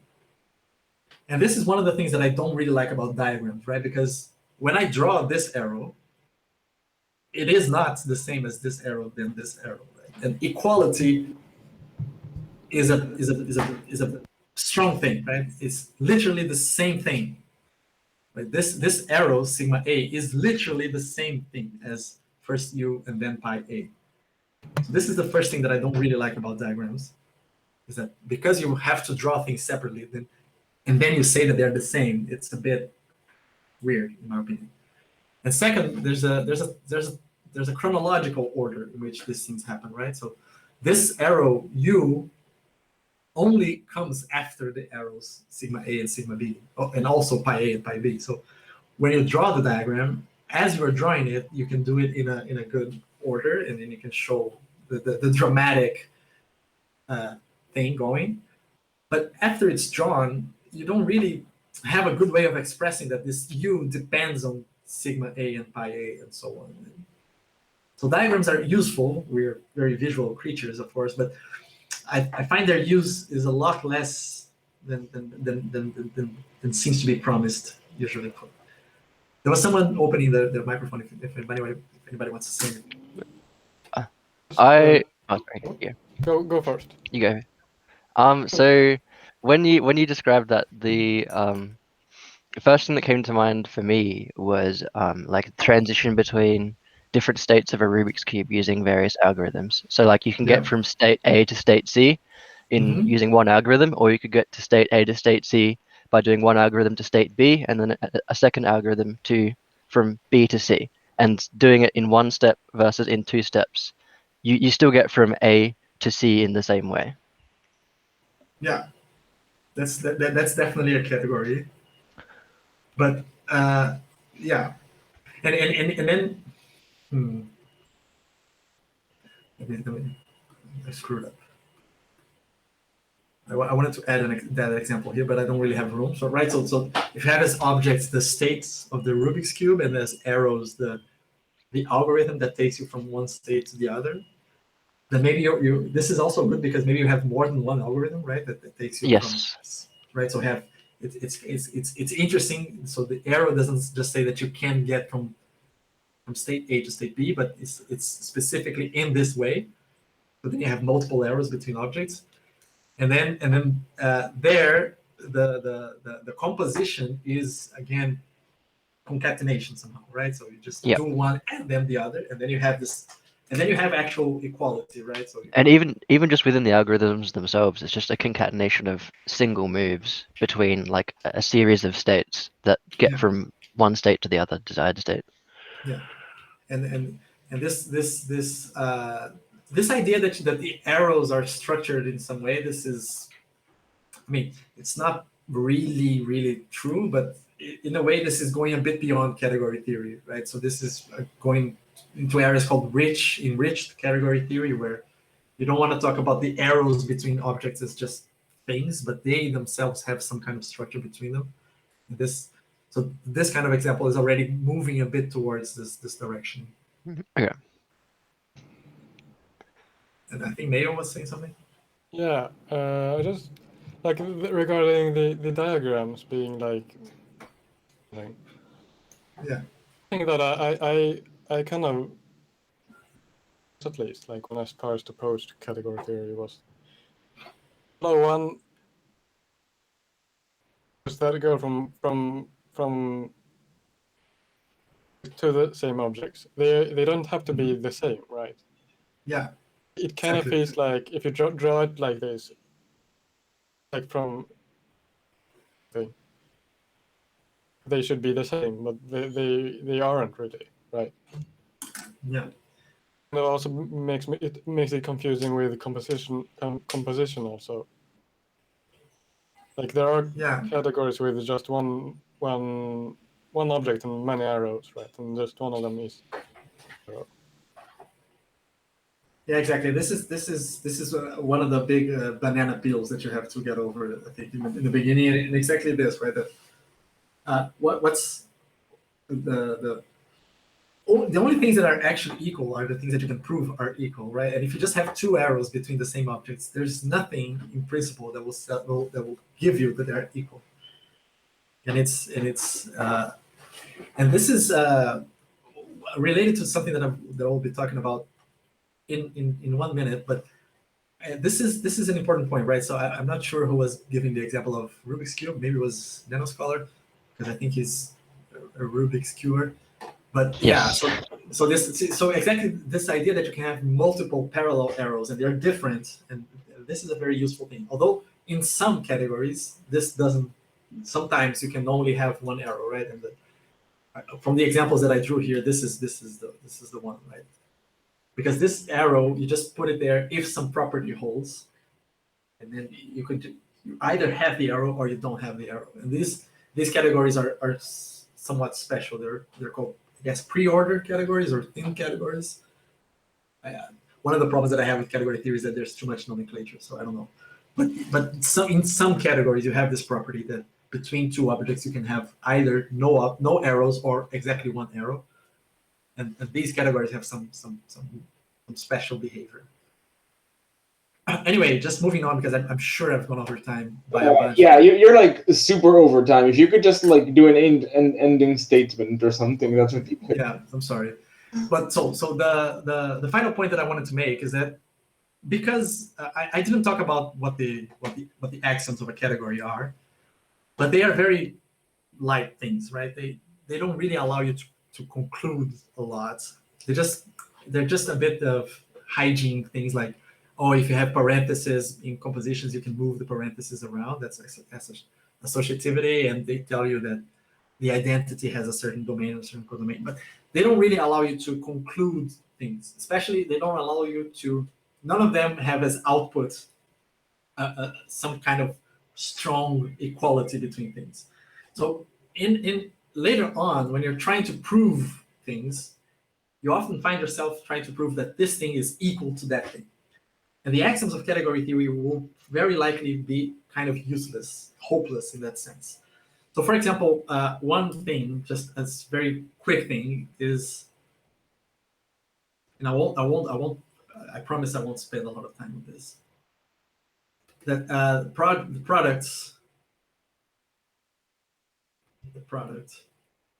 of A and B, if it exists, is unique. And it's not literally unique, because you can have different things behaving as the product of two sets, of two objects. But it's unique up to isomorphism, which means that any two products of the same objects must be isomorphic to one another. And this is already one of those situations where you're setting yourself up for some difficulty unless you were really clear. Right, so isomorphic means that there are these arrows between the two products whose composition is literally the identity in both directions. And now here, this is literal identity, and this is one of those situations where the axioms of category theory will not be able to help you with that, because they don't really give you literal equality of things. And I think one really important thing that if you're actually going to work in category theory is really getting used to this guy. This is the guy that really carries the whole thing, right?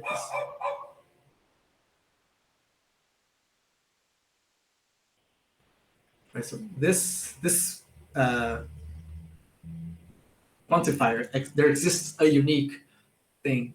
This is the guy that really allows you to prove equality between things in category theory, right? Because at the end of the day, well, because you have two products, you find two arrows between them without much problem. And then in order to prove that the compositions are exactly equal to the identity, use this uniqueness property here, right? Because the identity is something that will satisfy this thing, that U is the only thing that satisfies. But then the composition you will show also satisfies the same thing. And then they both satisfy something that you specify that only one satisfies. So this is the modus operandi of category theory. You really use this thing, so mapping properties, as they're called. This is the kind of the programming language that you actually use in order to work in category theory. And this is where you give yourself the power to conclude equality, because this is in a way, this is the escape hatch, right? So you category theory, you're always talking about the structure and behavior, and you're not really allowed to access the essence of things. But when you have to prove that two things are equal, what that means is essence, right? That means that they're literally equal. And this is the kind of tool. So this is the way most definitions in category theory are done. And this is, in a way, this is the reason for this. There's this thing that I think it's probably attributed to Emily Real, where she says that, or she's attributing to somebody else, where it says that in category theory, no theorems are actually difficult. The proofs of the theorems are easy. What's difficult are the definitions, because this is what happens, right? You basically load the definition with all of the tools that you will need in order to prove all of the theorems anyway. And the axioms of category theory and the things that are outside of the definitions are basically nothing, so they cannot help you. Just to really finish the last 30 seconds is that there's a cool way of thinking about this exists unique in terms of this notion of information that I was saying before. So the point that the exists part of the definition says that C is somewhat rich, right? So just from the fact that D can be mapped to both A and B means that the information in C has no noise, right? It's not garbled because you can map the information from D to it. But the fact that there's a unique way of mapping this, making all of these things commute, means that the information in C there's nothing redundant about it. There's nothing that you can throw away about it. Because if there was some bit of information in C that was in no way related to A and B, because D is just relating to A and B, maybe you would have many ways of mapping from D to C, because this part that doesn't matter, it gives you some degrees of freedom. But this part doesn't exist because the mapping is unique. So this is the no junk part of the definition. So this exists a unique is usually, sometimes in mathematics, referred to as no junk, no noise. And this is also a central theme in category theory. All right, I think I've talked for about, I don't know, 1 hour. I'm sorry. Maybe we can continue some other time. Thanks, guys. Yeah, I would be keen for a part 2 at the next one if you're available to do that. This is very interesting. It is. But next time we might be a bit more strict about enforcing the agreed upon talk time. Yeah. Sorry. Yeah. No. Yeah. I mean, yeah. But the only reason it went on this long is because it's an interesting topic. So Is there enough time for one last question, or is that a bit over? No, there isn't. You can ask it in. Sure. Yeah. I'll ask it in the chat. Yeah. Yeah. Okay. Wait. So give a hand to like Flugo and his categories. Okay. Cool. So okay. So we have left Teco and Steve. And also Mayo is technically still on the podium, but it seems like everyone has heard the talk anyway, so I don't know how that works. But yeah, so who's going first? Steve? Is it you? Are you here? Did you go to sleep? Nah, I'm still up. The sun has begrudgingly risen, so... Okay, so do you want to go next, or do you want Teco to go next? Yeah, it looks like Teco's mic is still busted, so... Oh, is it? Oh dear. Yeah, so he says. Right. Okay. So so you go next, and if Teco can fix his mic, then sure. If not, then I don't know. Maybe you can talk about Organist in the next one or something like that. All right. Share screen. Here we go. Wow. Okay. Everything looks good. Can you see it? Can you hear me? Everything good? Yeah, we can hear. Okay, cool. So, apologies if I'm mumbling a bit. It is still 8:12 a.m. So, welcome to my talk on Spinneret, which has been a project kind of developed in a thread in the programming channel on the Discord somehow. So, something about spiders, right? I don't know. Webs. Spinneret is a platform for quickly developing websites using Janet. The joke is quickly spin out webs. Think of it like PHP, where you've got this fast development cycle, but without PHP, because PHP itself as a language is pretty terrible. So first of all, it's all using Janet. That's what we've replaced PHP with. It's a newer Lisp with a lot of nice features. Looks a lot like Clojure, but it embeds like Lua. So very handy and honestly a really nice language with a fairly solid standard library out of the box. First question many people have is, but the GitHub repo says it's all in Go. It's because Spinneret itself is in Go and binds to the Janet library itself, which is in C. I picked Go because it comes with an HTTP and fast CGI server just built in. Nothing to add, nothing to download. Has great multitasking, the whole Go routines thing. If you use the HTTP or fast CGI server, it's threading itself for you, which is very nice.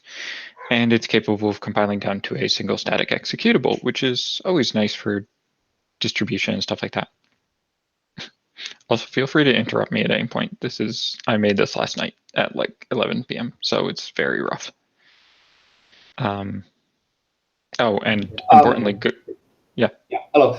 It's just maybe you go into this later, but like when you say that, like, oh, quickly spin up websites like in PHP, like, I mean, I have no idea what that means because I don't know any PHP. Is that like something that you're going to talk about, or can you maybe? Yeah. Yeah. Okay. Yeah. I'm gonna show some examples. Go. Oh, and importantly, Go also has a very good way of doing binding to C. It's better than I actually expected. So getting to those examples, because I want to show off just kind of some different ideas and different ways you can create web pages. So the whole idea of Spinneret and PHP works the same way, is you point it to a folder that contains your Janet files, and it just runs them. It figures it out for you. You don't have to do anything. You just point it to the folder. So the first example is generating HTML straight from Janet. So these are raw Janet data structures. So one thing Janet does interestingly is square brackets just denote a Lisp list. It is equivalent to like quote parenthesis in scheme. It's just a nice kind of syntax thing. It's just a list. So in this case, hey, we're building HTML with lists. Welcome to Lisp. This is how it all works, right? And if you are familiar with Hiccup from Clojure, the syntax is very, very similar. Here's the opposite, where you have an HTML file, but you are evaluating Janet code inline and placing it into the file. Now, this is how PHP works, actually, if you've never used it, where you have a PHP file that has, you write HTML, and then you put the PHP in. Or more the opposite. It's confusing and a strange syntax, which is why a lot of people don't like it. But this functions much more like a templating language would, if you're familiar with, say, Twig or Jinja or any of the various others. And this system is called Temple. It used to be called Mendoza. I don't know why the name changed, but this is used by Janet for their official docs, which is pretty neat. Interestingly, Temple itself is an official Janet project. We have a built-in SQLite server because PHP has built-in MySQL support. And I was like, oh, that's nice, you know, having database support built in. This is a useful feature. So I just picked a better database. So you can do all the usual SQL things and, you know, queries. And one of the slightly newer features that I quite like is we natively support rendering Markdown. And the Markdown rendering is actually handled by Go using the Black Friday library. Forgot to write that here. But we also support Temple templates. in the markdown files, where we render it to HTML and then we expand the templates using the HTML. So you can have your cake and eat it too, where you can write in Markdown, have Janet templates built in, and it all just works. Interesting thing is, and I learned this the hard way when fighting the Janet import system to get it to work using the libraries we bundle, you can set it up in such a way that you can import any file type. And you can define a loader and have it all figured out. So one thing I actually did, and I should have had an example for this, but I didn't, is you can import a markdown file, which then puts a string of the rendered markdown into scope. Meaning you can do stuff like have a templated page, import a markdown file, and put it into the template. And then these are entirely separate pages, and you can have it work like a static site generator like Hugo. So, big question. What is the point? PHP is great for being able to really quickly and easily create websites. That's one of the reasons it's become so popular. You just dump PHP files into a folder and you start typing, and Apache and PHP FPM talk through fast CGI, and everything just kind of works. The PHP itself as a language really is not great. It's gotten better. PHP 8 I've heard good things about, but it's not great. This was imagine if something like Hugo or what's the other one? Not Jenkins. Whatever the one that's in Ruby is called. Jekyll. Yeah, imagine if those just grew and grew and grew until they were an entire language in themselves and these massive things. That's what happened to PHP.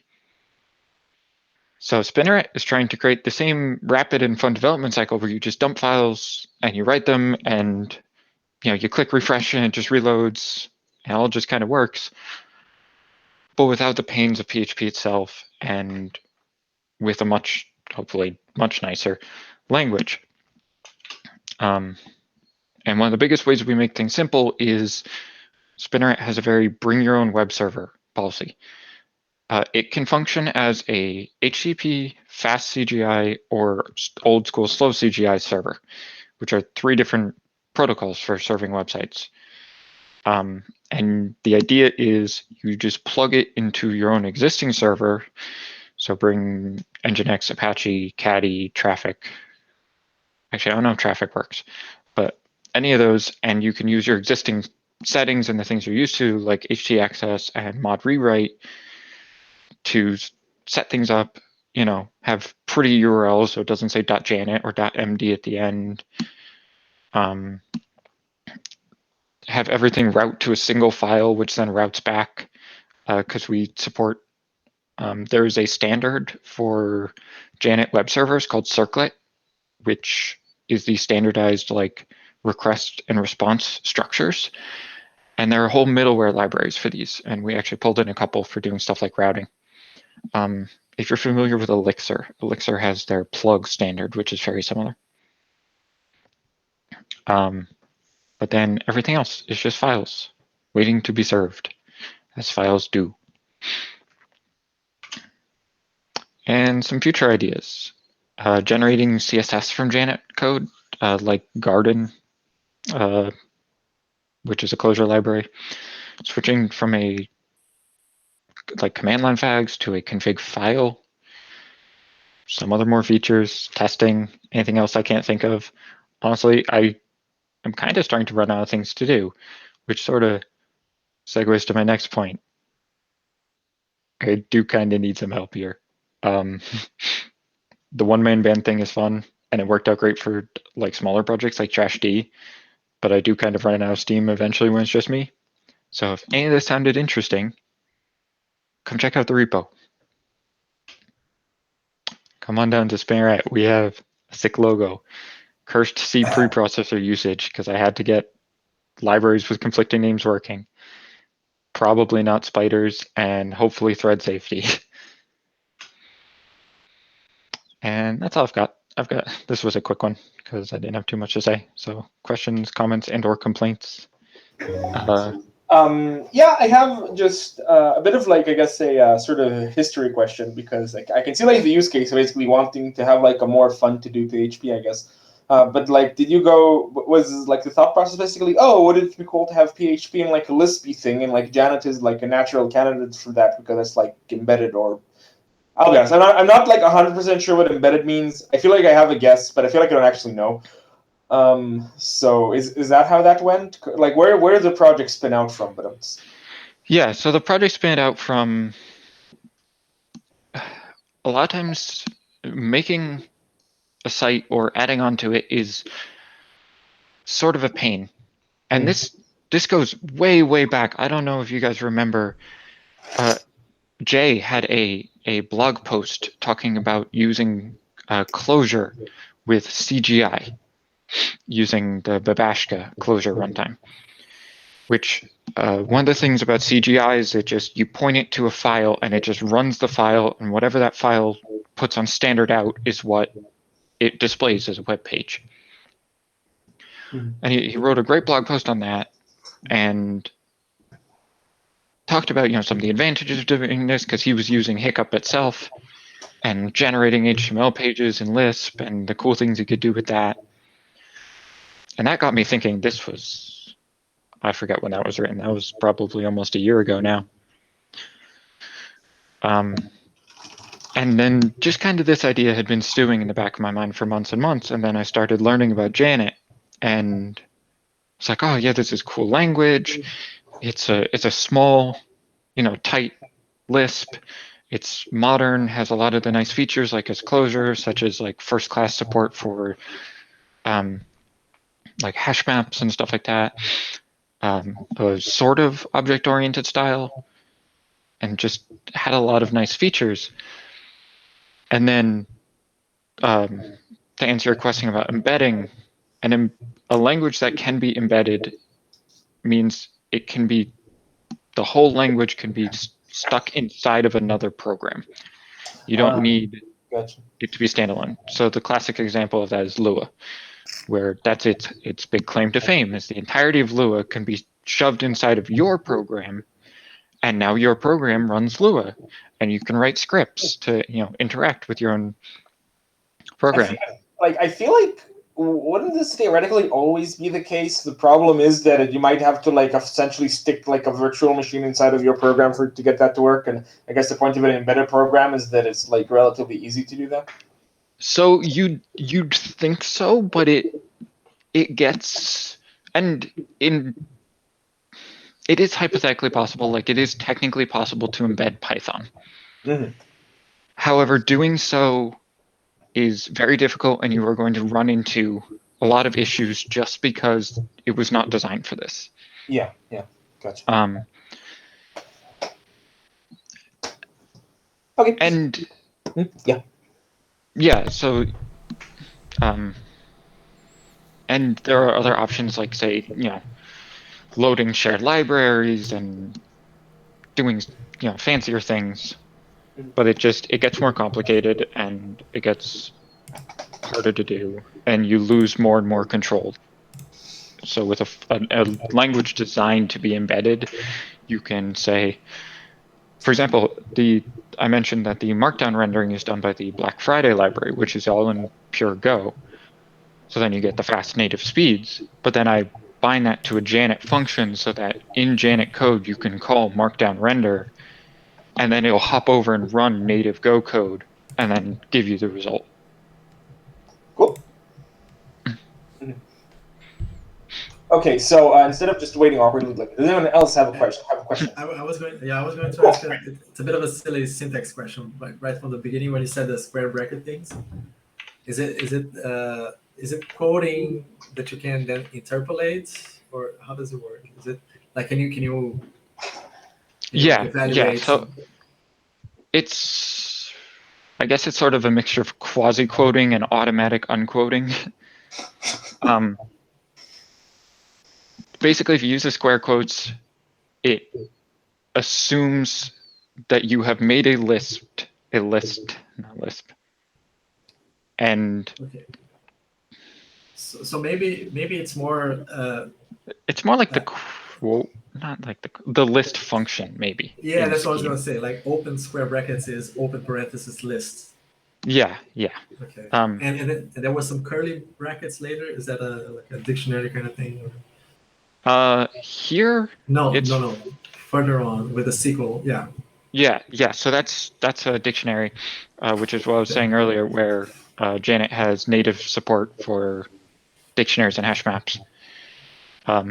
This is sort of what I meant by being like Clojure, because that was one of Clojure's big like additions to normal Lisp. Was adding, well, Clojure added both vectors, which were indexed lists, and indexed instead of linked lists, I should say, and dictionaries like this. Janet, they're all indexed lists, so they're all vectors, which was apparently a performance optimization, because they basically realized walking through a vector one by one is the same speed as doing it on a linked list, but getting the index of a linked list is a lot slower than getting the index of a vector. So you might as well just do that. And since most data structures in Janet are immutable, not all, but most, the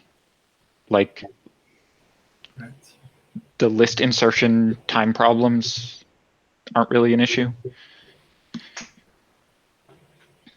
All right, that's cool. Yeah, Janet has optional mutability, sort of like Rust? I guess sort of like Rust. Fantastic! I got to use my Rust knowledge in real life. Yeah. Okay. So, does anyone else have questions?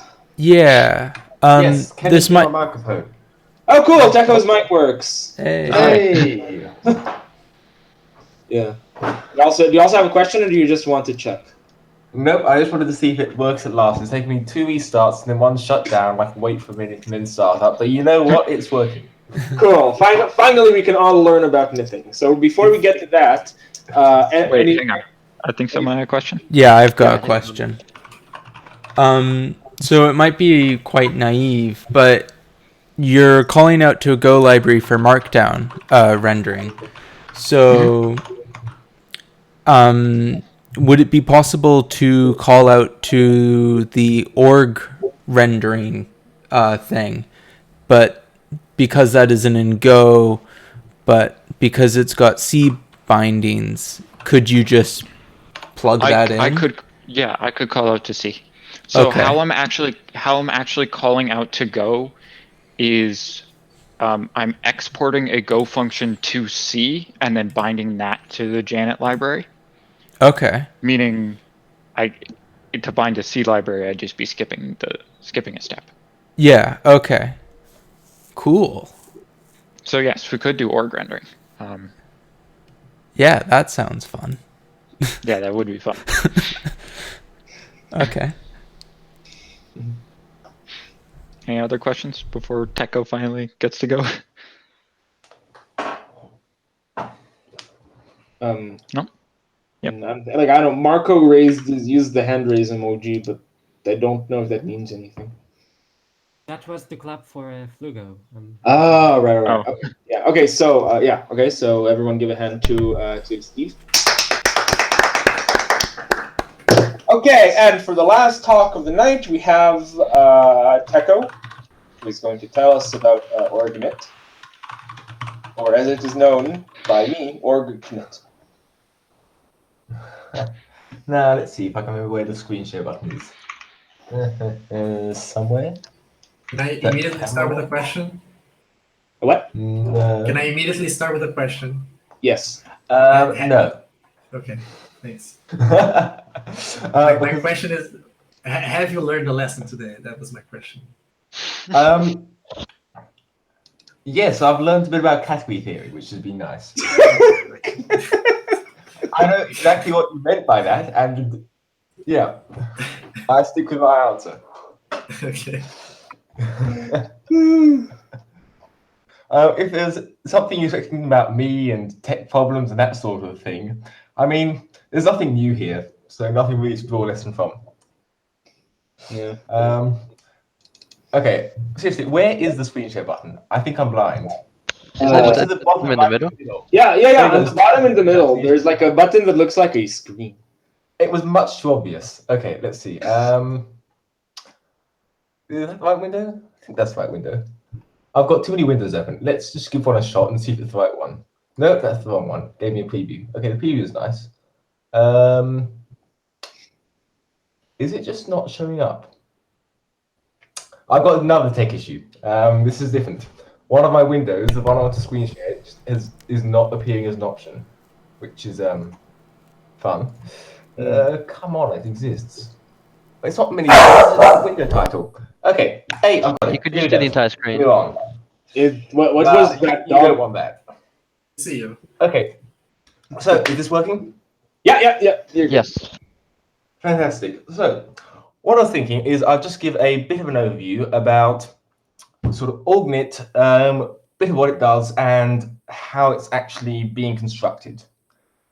So, orgnit itself is done much in the manner of any of Doom's current bin files. So, of course, Emacs Lisp is great for writing Emacs, but there's this lovely flag that you get, which is a quick and script, which you can do, which lets you basically, if you add a little extra magic to it, basically just use Emacs as a programming language. Now, I imagine this is probably not used to anybody because, well, Henrik has been doing this for a while with, well, the Doom command, among other things. So this isn't new, but what is, well, let's go actually a step sideways for a bit. If you look at our Markdown, and in particular our studio, what's been rather nice there is a functionality bundled in a tool called knitter. And I rather like the word knit for this because if you look at the original ideas behind managing source code and org and sort of literate programming those documents, you basically get two things. If you want to talk about extracting source code, we all know that's under org tangle, so you've got tangling. And then when talking about actually producing a document which has it all in one, the terminology typically used for that is weaving. So if you're trying to think of something that can relate to both tangling and weaving, then, well, knitting seems like quite a sort of natural way of bundling them together. And so knitter is the tool that our Markdown uses, and that provides this functionality. And while it's all very easy to do within org, it's, I think, quite handy to have a way to operate on files in bulk, which is something that your standard org export to whatever runs great for a single file. But say, for example, you had a whole collection of files that you had in org. So maybe it's a code base, and you've got dozens to hundreds of org files potentially. I don't know, something big, something where it's a pain. This is where one of the situations where I think actually having a command line tool is quite handy. Alternatively, consider something more like what I've got going on where I've got a blog. And I actually have taken the choice to publish each of the blog posts in a number of different formats, about 3 or 4. Now, Emacs is lovely and very single-threaded, so you can just run org export to format on each file multiple times per format, but it's just a bit of a pain. So another use case for this is, or motivating use case, is what if you have a few files which you want to export to multiple formats? And what should happen is orgnit should make both of these scenarios much easier. So how's this actually operating? Because we've got the lovely def.cli, but we've got a bit more from scratch here. This is written for Doom, but works without Doom. So I think if you just grab this ELIS file by itself, I'm not sure there are actually any Doom functions used. So assuming you haven't done something like this and turned an ELIS file into a, well, script file, yeah, I'll call it that. Let's give a little rundown of how this is actually operating. So to start off, I'm just defining some useful utilities. So, for instance, these are all the export formats, which I've set it up to work with. We get some nice little things like detecting the number of CPUs and then picking a number of default jobs to run if none is given, and then get a nice little info page going. So for that, we just have like nice old big format, giant string, and shove that into a temp buffer and then print C it. And the reason why print C is useful is because it works quite well getting all the various escape sequences working. If you just do that with a normal string, it doesn't work so well. So for richer outputs in a terminal, print C or one of its similar functions are much more useful. Now, to actually work with this, we first of all need to consider, but since this is working on the command line, we're going to have to handle with flags, arguments, those sorts of things. So what we do is to start off, we have a look at, or set up variables just to store the flags. Be a bit less noisy, and then what happens is when you actually run Emacs in this manner, calling it with the, I think the script argument that is, or maybe just non-interactive mode, you've got this special variable that appears called argv, and it works exactly like your standard shell arguments in any other language. The first one, of course, is just the name of the script itself. That's useless. We can get rid of that with pop, and then from there, we can actually process the rest of them just using a while loop. And just make sure that within each iteration of the while loop, we pop an argument. And then I'm actually rather happy with how it turns out the parsing experience is when using Emacs for this. Because when using a P case, you can just say, if it matches a certain flag, then you can just set things really easily, like so. So I mean, in this case, we've got, it was a clean exec, really nice and straightforward. And if you actually want to take an argument, well, it's fairly simple. You can just pop again. And there you go, you take your argument. So this is actually a more pleasant experience than I was expecting when writing this. Now, the next stage, I actually gone ahead and tried to actually validate arguments, fill in slightly more complicated defaults, that sort of thing, if nothing's been set. But once that's been sorted, we need to get along to the actual tangling. And let's see, backporting, lovely, some progress indication. But yes, here we go, export dispatching. This is sort of really the meat of what's actually going on here. So the idea is that we can consider each file that we want to export. So we've got the file, we've got the particular transformations which we're going to apply to it. So basically that's just the export pipeline. And then it's going to be exported to a particular location, the app file. And the idea is that this function, what it will do is rather simply, just take the sort of specification and use that to call one of our handy-dandy export commands on that file in a sensible way. Thanks to the fact that org does not seem to really make much use of CL at all, you've got lovely bits like nil, and then perhaps one argument like this. But in the end, it all works fairly well. We do have to actually override some of org's default behavior though. So this is where the lovely advice system of Emacs comes in. We replace org's default export to file with a little extra bit, which does two things. One, it takes into account the extra requirements if you're actually using oxpandoc, which you can see here. And the second thing it does is monitor process. Because when you're exporting to a file with the actual sort of rather primitive org export to file command, which usually gets called somewhere down the line of all the org export commands, you actually have the post-processing step. And you're actually probably quite familiar with the post-processing step, just not directly, because this is how org exports to PDFs. PDF exporting org is actually just your bog standard LaTeX export, just with a particular post-processing function. Now in here, what I do is I basically abuse it to actually keep track of the state of the exporting in some global variable. So yeah, you can just see it's here. And this is once again, we make use here we make use of a whole bunch of quoting and quasi-quoting, unquoting, basically just to fill in the information about the file into this function. I mean, quasi-quoting lambdas is fantastic for this, when you actually want to fill in information into a lambda. So yeah, just a general trick. Now, what this lets us do is we can then actually basically invent our own sort of eLisp event loop. Because what we do is we can start an export process on each file.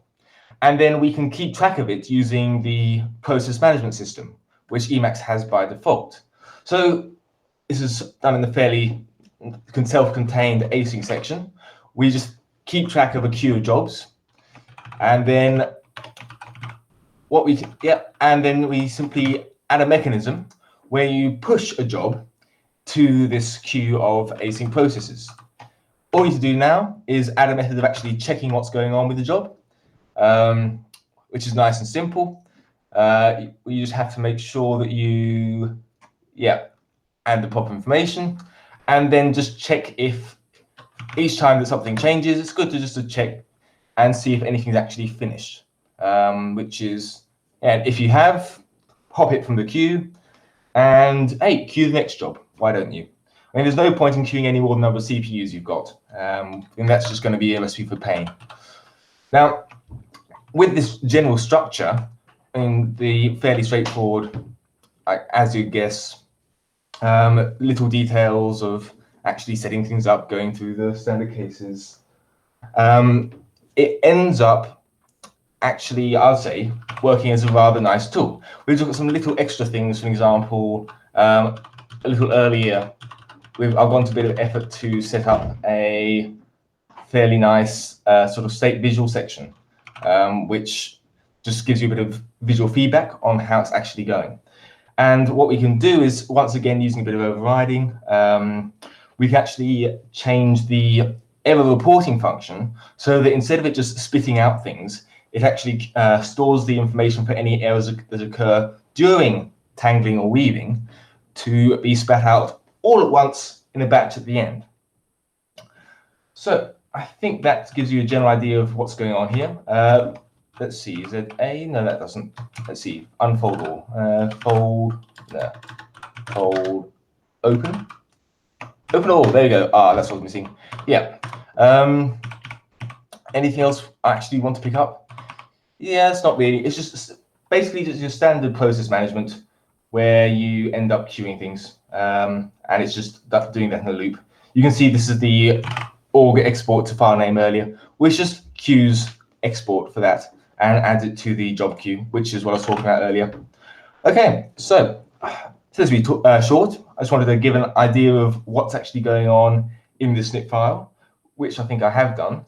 So with that rough sketch, I think it's probably time for demonstration. So if I just go to, say, temp, for example, and make a few files, let's say demo1.org. Yes, there you go. Lovely. And then let's go demo2.org. Be really ambitious here. Let's see. Oh, I've typed some letters. I'll type some more letters. And put lovely there again. And you know, let's go full ham. Demo3.org. We're really being ambitious here. So, hey, it's a file. Okay, this is going to produce some really interesting results, guys. But what this lets us do is a nice little demo of how org-init's actually going to work. So, for starters, based on the file spec we have to work with, just got a nice simple help string, and I forget what things go on, so this is quite handy.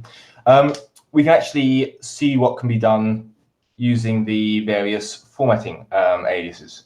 So just using -a, we can basically see what's available. Now, this doesn't entirely work at the moment. You can see that some of the backends are grayed out and have strike through saying that extra things are needed.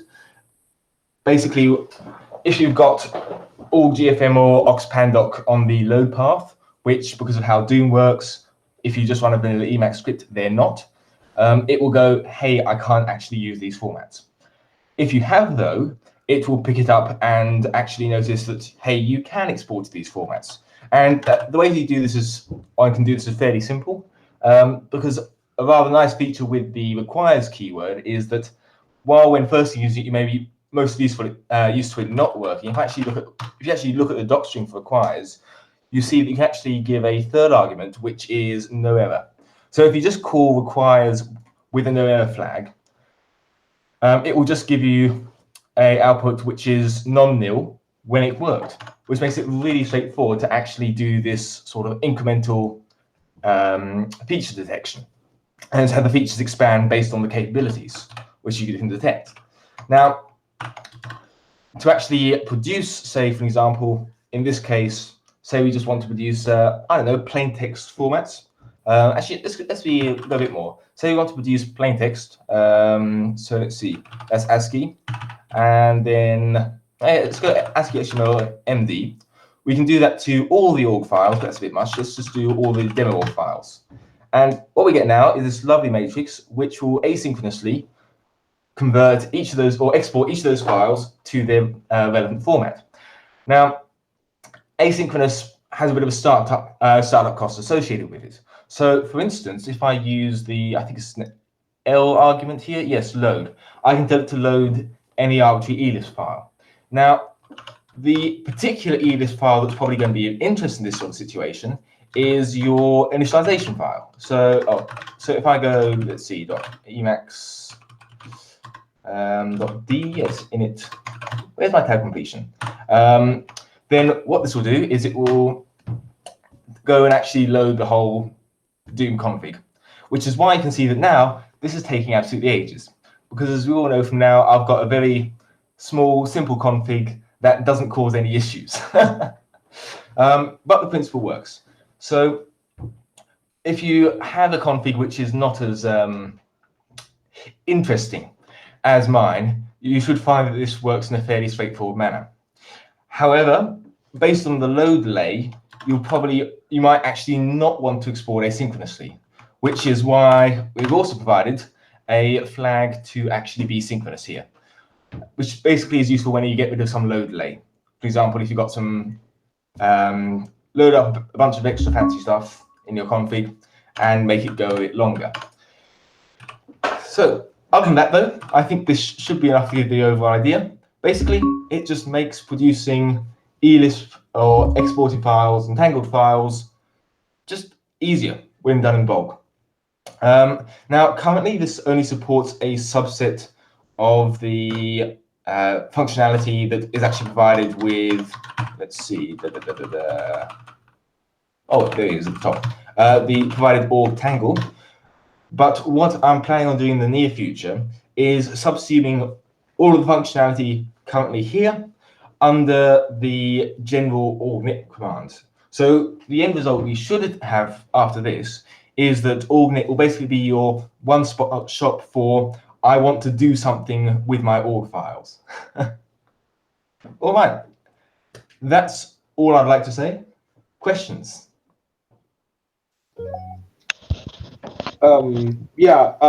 So few questions.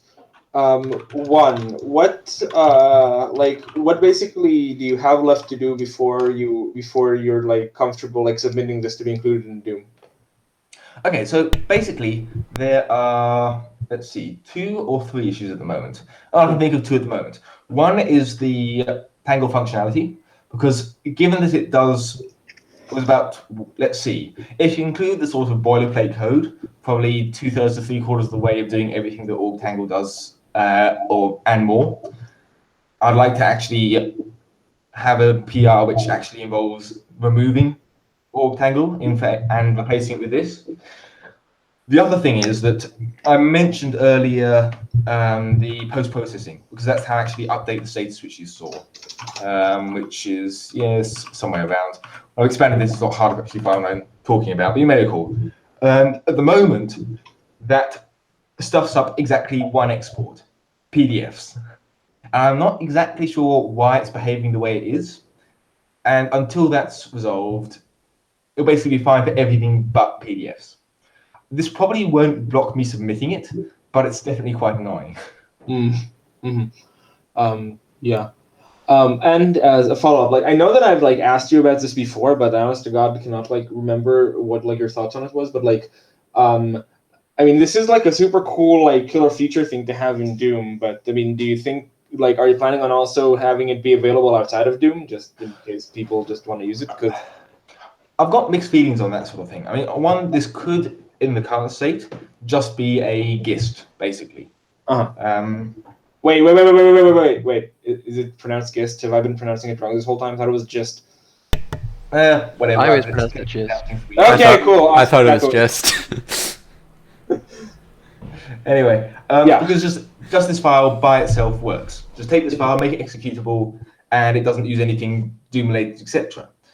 Mhm. But because I think it's such neat functionality for batch operations on all files, I just quite like the idea of it actually being included with Doom. Yeah, but you could have it What both. I'll probably Have this do- both included in Doom and available separately. Yeah. So that's what I'm currently thinking is I'll go like, this is a nice thing to have in Doom. And also I'll just put it somewhere separately so that anybody else can just copy and paste it basically. Yeah, because Doom is because one of the many things that are planned for the post 21.12 future is like having modules being like a separate place, and it's not to, and if we're doing that, we could also probably have executable files loaded as sub modules or something. So you could probably have it both included in Doom, but also not have to keep two separate copies of it. I mean, the only little thing that would be different with Doom is what I mentioned about load path setup. Wait, can you repeat that?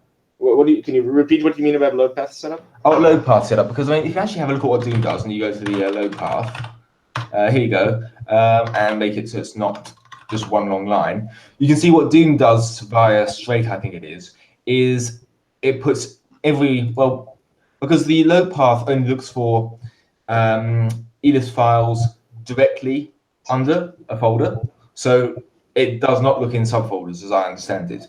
And so what Doom does, or I think it's actually straight that's doing this, is it goes through every package and adds it to your load path.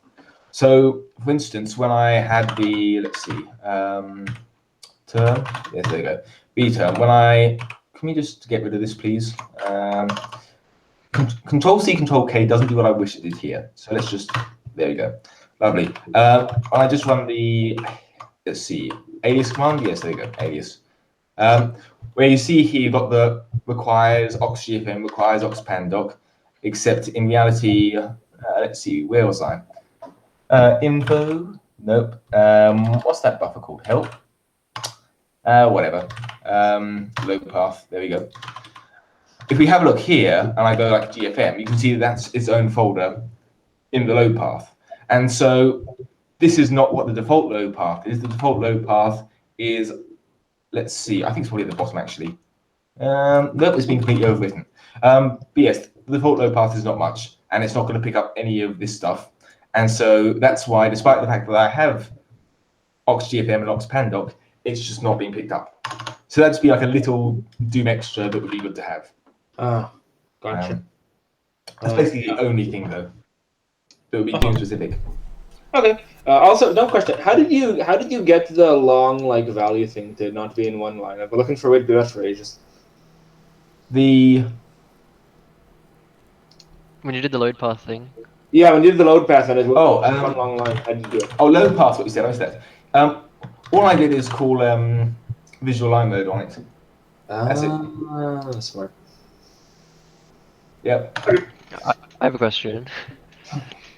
So, it may have just been my listening comprehension abilities, but did you say that it currently works for tangling code blocks, or it currently does not? It currently does. So if you have a look here, we've got this lovely tangle flag. And if I just go here, you can see that we've actually got, it's got the dashes too. Tangle without the dashes, please. I actually record the flag, and the way it works is it treats tangle as a pseudo format. So like any of the others. So if you, I reckon, I forget if I actually checked for validity with the formats. Actually, we can just check this now. Lovely. And if I just go and repeat this and just put tang here, Will it work? Okay, it does actually complain. Okay, there you go. I do some argument parsing.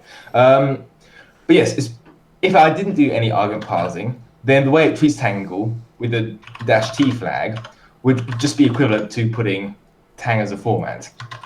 And so, yeah, that makes it rather easy to handle the actual behavior with, I think, just a little bit of special casing. So if I go Tang, yeah, just, I think it's, yeah, that's it here. Just one comparison here, check if it's Tangle, and then look a bit different in the status buffer.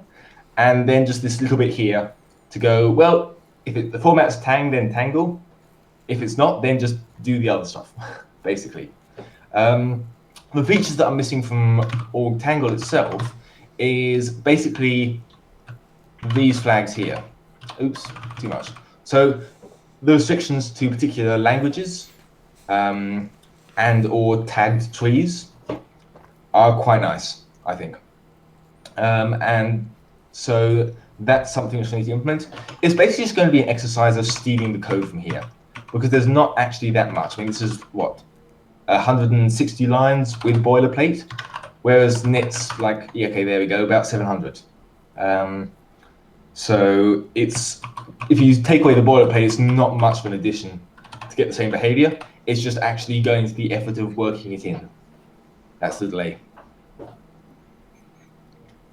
Okay, follow-up question. I know that you said it's not currently in Doom or anywhere else. Is there anywhere that it's publicly accessible? Because in the last 6 months, I've been doing a lot more literate programming, and I've wanted a tool to tangle my org files from the command line for months. So currently, this is a PR. It's just in the draft status.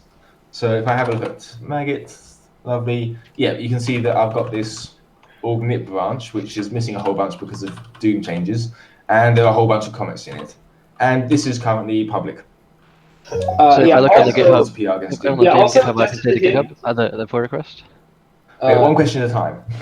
No. Yeah. Just relating to this question, because just just if you don't want to like live on the org init PR and like stay updated with Doom and stuff, what you can do is you could, because this PR, at least at the moment, just only affects one file, you can literally like take the latest commit and copy paste the file and leave it like untracked in your Emacs like Git repo. That's what I was planning to do if it was public. Yeah, no, that works. I mean, I've only got back to this. I've actually only switched branch back to this. I think, let's see, earlier today actually, which is why there's what 200 plus unpushed comments. Actually, I'll just push this. Yes, let's do that. Don't know if it's going to. Yeah, I should probably force it. Yes, go. But while I've been working on it, I've actually been, I think, relatively good in terms of actually keeping up with Doom, particularly while Henrik's been slower. That makes it easier. And so you probably could rather safely switch branches and just poke me if there's been some particularly nice comment that I haven't updated with. Because I'm working on a completely new file, I just have zero concerns about merge conflicts, basically. Well, it just calls the shell, right? Like the first line was the shebang pointing to just whatever your default shell is. Yeah. So this is something you'll see in all. I could just put it in a file wherever, as long as it's in the path. Yeah. And then it would just work. Mean, it's a bit of a hack because you can use Emacs with the env command. It's just a bit dodgy. And so this is an uglier but less dodgy way of accomplishing a similar thing. Which is fine. The interesting thing is like you get, I think, because of the mode Emacs Lisp, that's why this is treated as EDIS, but we've actually changed the mode deliberately to, let's see, shell mode. Shell's good mode, there we go.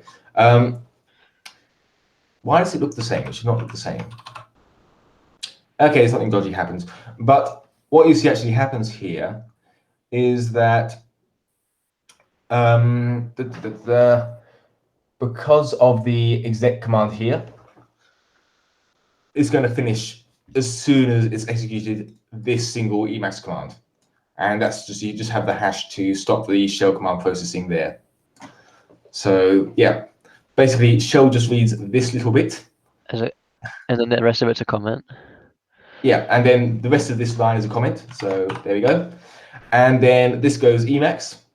Emacs because you got this, and this little quoted colon then semicolon structure is just a little bit of a hack where it makes this whole bit a comment in eLisp, but not in shell. Okay. So it's just being a bit tricky. You can use why are there quotes? quotes. Let's see. It's going to be some reason. Something shell command. Or shell command processing. I'm not sure. Basically, Why are the quotes what? I think It'll just treat it as a do string. this, It's just a string. that It just does nothing. Yeah.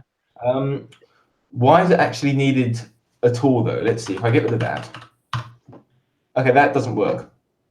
Yeah, it expects something before. So the semicolon is just for separating commands. Yeah. Like, so you can do it all So in it just one needs line. anything. No. I mean, I looked it up. You could just do like most places have a semicolon and not quotes. So like, why the quotes? Oh, you mean why not have that? Oh wait, it seems no wait, that might be a bashism. I'm not sure actually. Never mind. Possibly. I mean, if you just look at what I had open there in B term, do I still have that B term? Yes, I do have B term too. I mean, just because I've got shell syntax highlighted, you can see that this is red. It did not like this. Yeah, it's this was fine. It's probably it's expecting basically- something before the semicolon. Yeah, you could just do echo Yeah. empty string and it would be functionally the same. Yeah, like I could go like, I don't know, a exclamation mark. I think just as long as there's something. There's something about it being a colon, though. Right?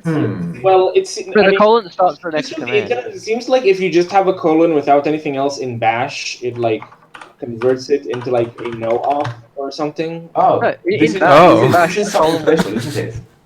In bash, a colon by itself is a syntax error. What is this stuff here? I don't know enough shell. The dot? No, not far. The colon is like a no op What? in bash.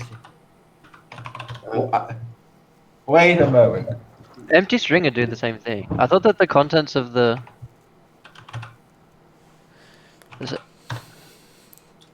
It's a command. And somehow Damn it's it, a shell built in.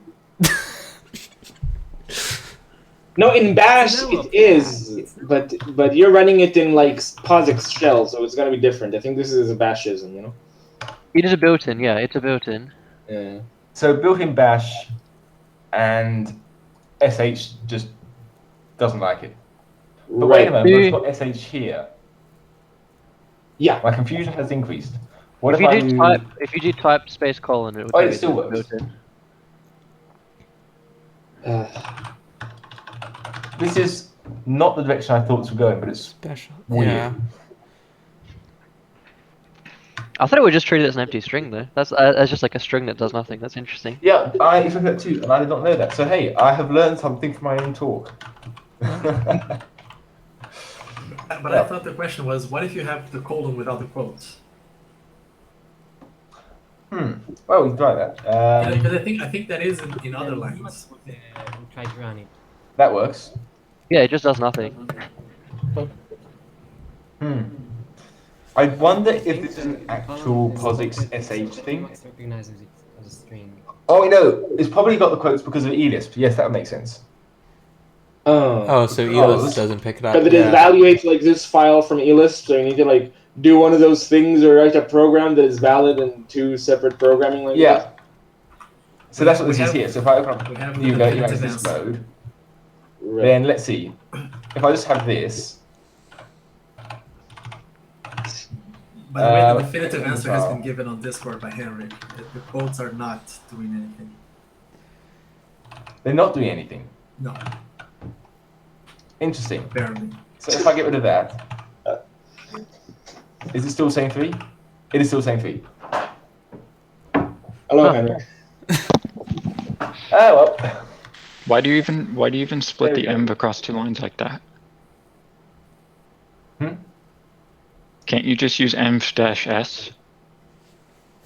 Where? I don't know what you're talking about.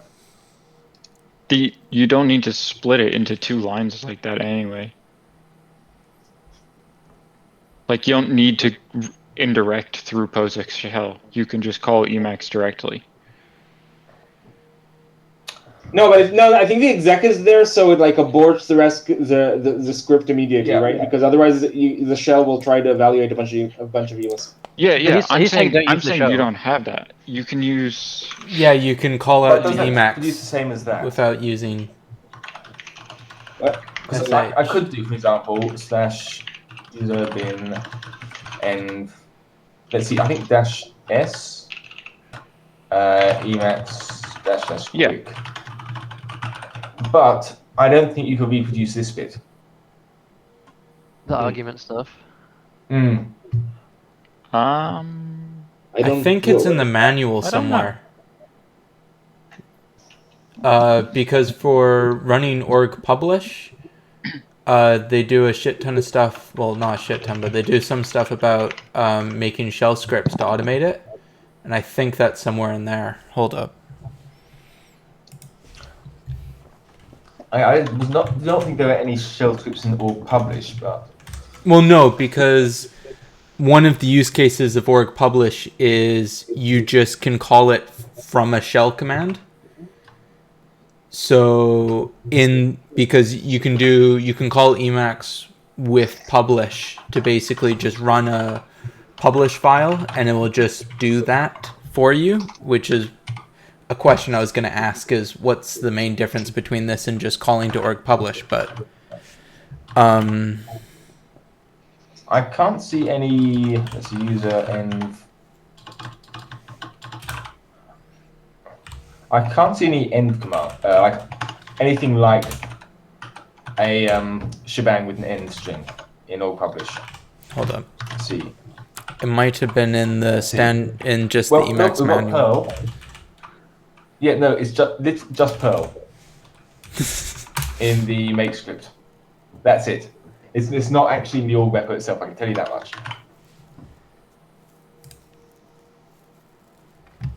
So. Yeah. All right. Seems like this is something to be clarified online, but I'm thinking. Yeah, no, I don't know if you saw Henrik's message, but like apparently, using like multiple arguments and like a shebang thing is like not backwards compatible in POSIX, so it might not be the best idea in the university with that. Oh, I just need to scroll. I see Henrik now. Yeah. Okay, yeah. So Yeah, dash is basically the short answer. The -s command was added like a couple of years ago. Yeah, although to be fair, well, actually, I don't know, because on the one hand, it's like, if you use Doom, you use Emacs 27, you're probably like reasonably new, whatever. But on the other hand, if you're like an old Ubuntu install with the PPA, then it could break stuff. So it's probably not a good idea to like use things that new, because if there's anything like in an LTS system, your shell utils are probably kind of old, I assume. I don't know. It seems like a safe assumption. Yeah. Slackware users exist. I don't know. Look. Someone somewhere is like stuck on a work machine with like an Ubuntu 16, and they just barely got permission to like just use the Emacs PPA. Like, you don't want to make life harder for them if you don't absolutely have to. All right. Okay. Any other questions? I don't think so. Oh, right. There is some sort of like thing with like weaving versus knitting, and I don't understand like what's going on there. Just terminology-wise. What is weaving like an individual like knit, and the knit is like all of the things together at the same time? Yeah. So the way I think of it is that basically just knit's like a nice umbrella term for what you'll tend to do with an org file, whether that be weaving, tangling, or both. Okay. Yeah, and it's sort of just a term which I've come up with here, except the R Markdown people already did, and I just think that's a pretty sort of nice way of putting it. Mm-hmm. Oh yeah, Eat, we're around. Like Teco, wait, no, Eat can't hear us because he's asking it first.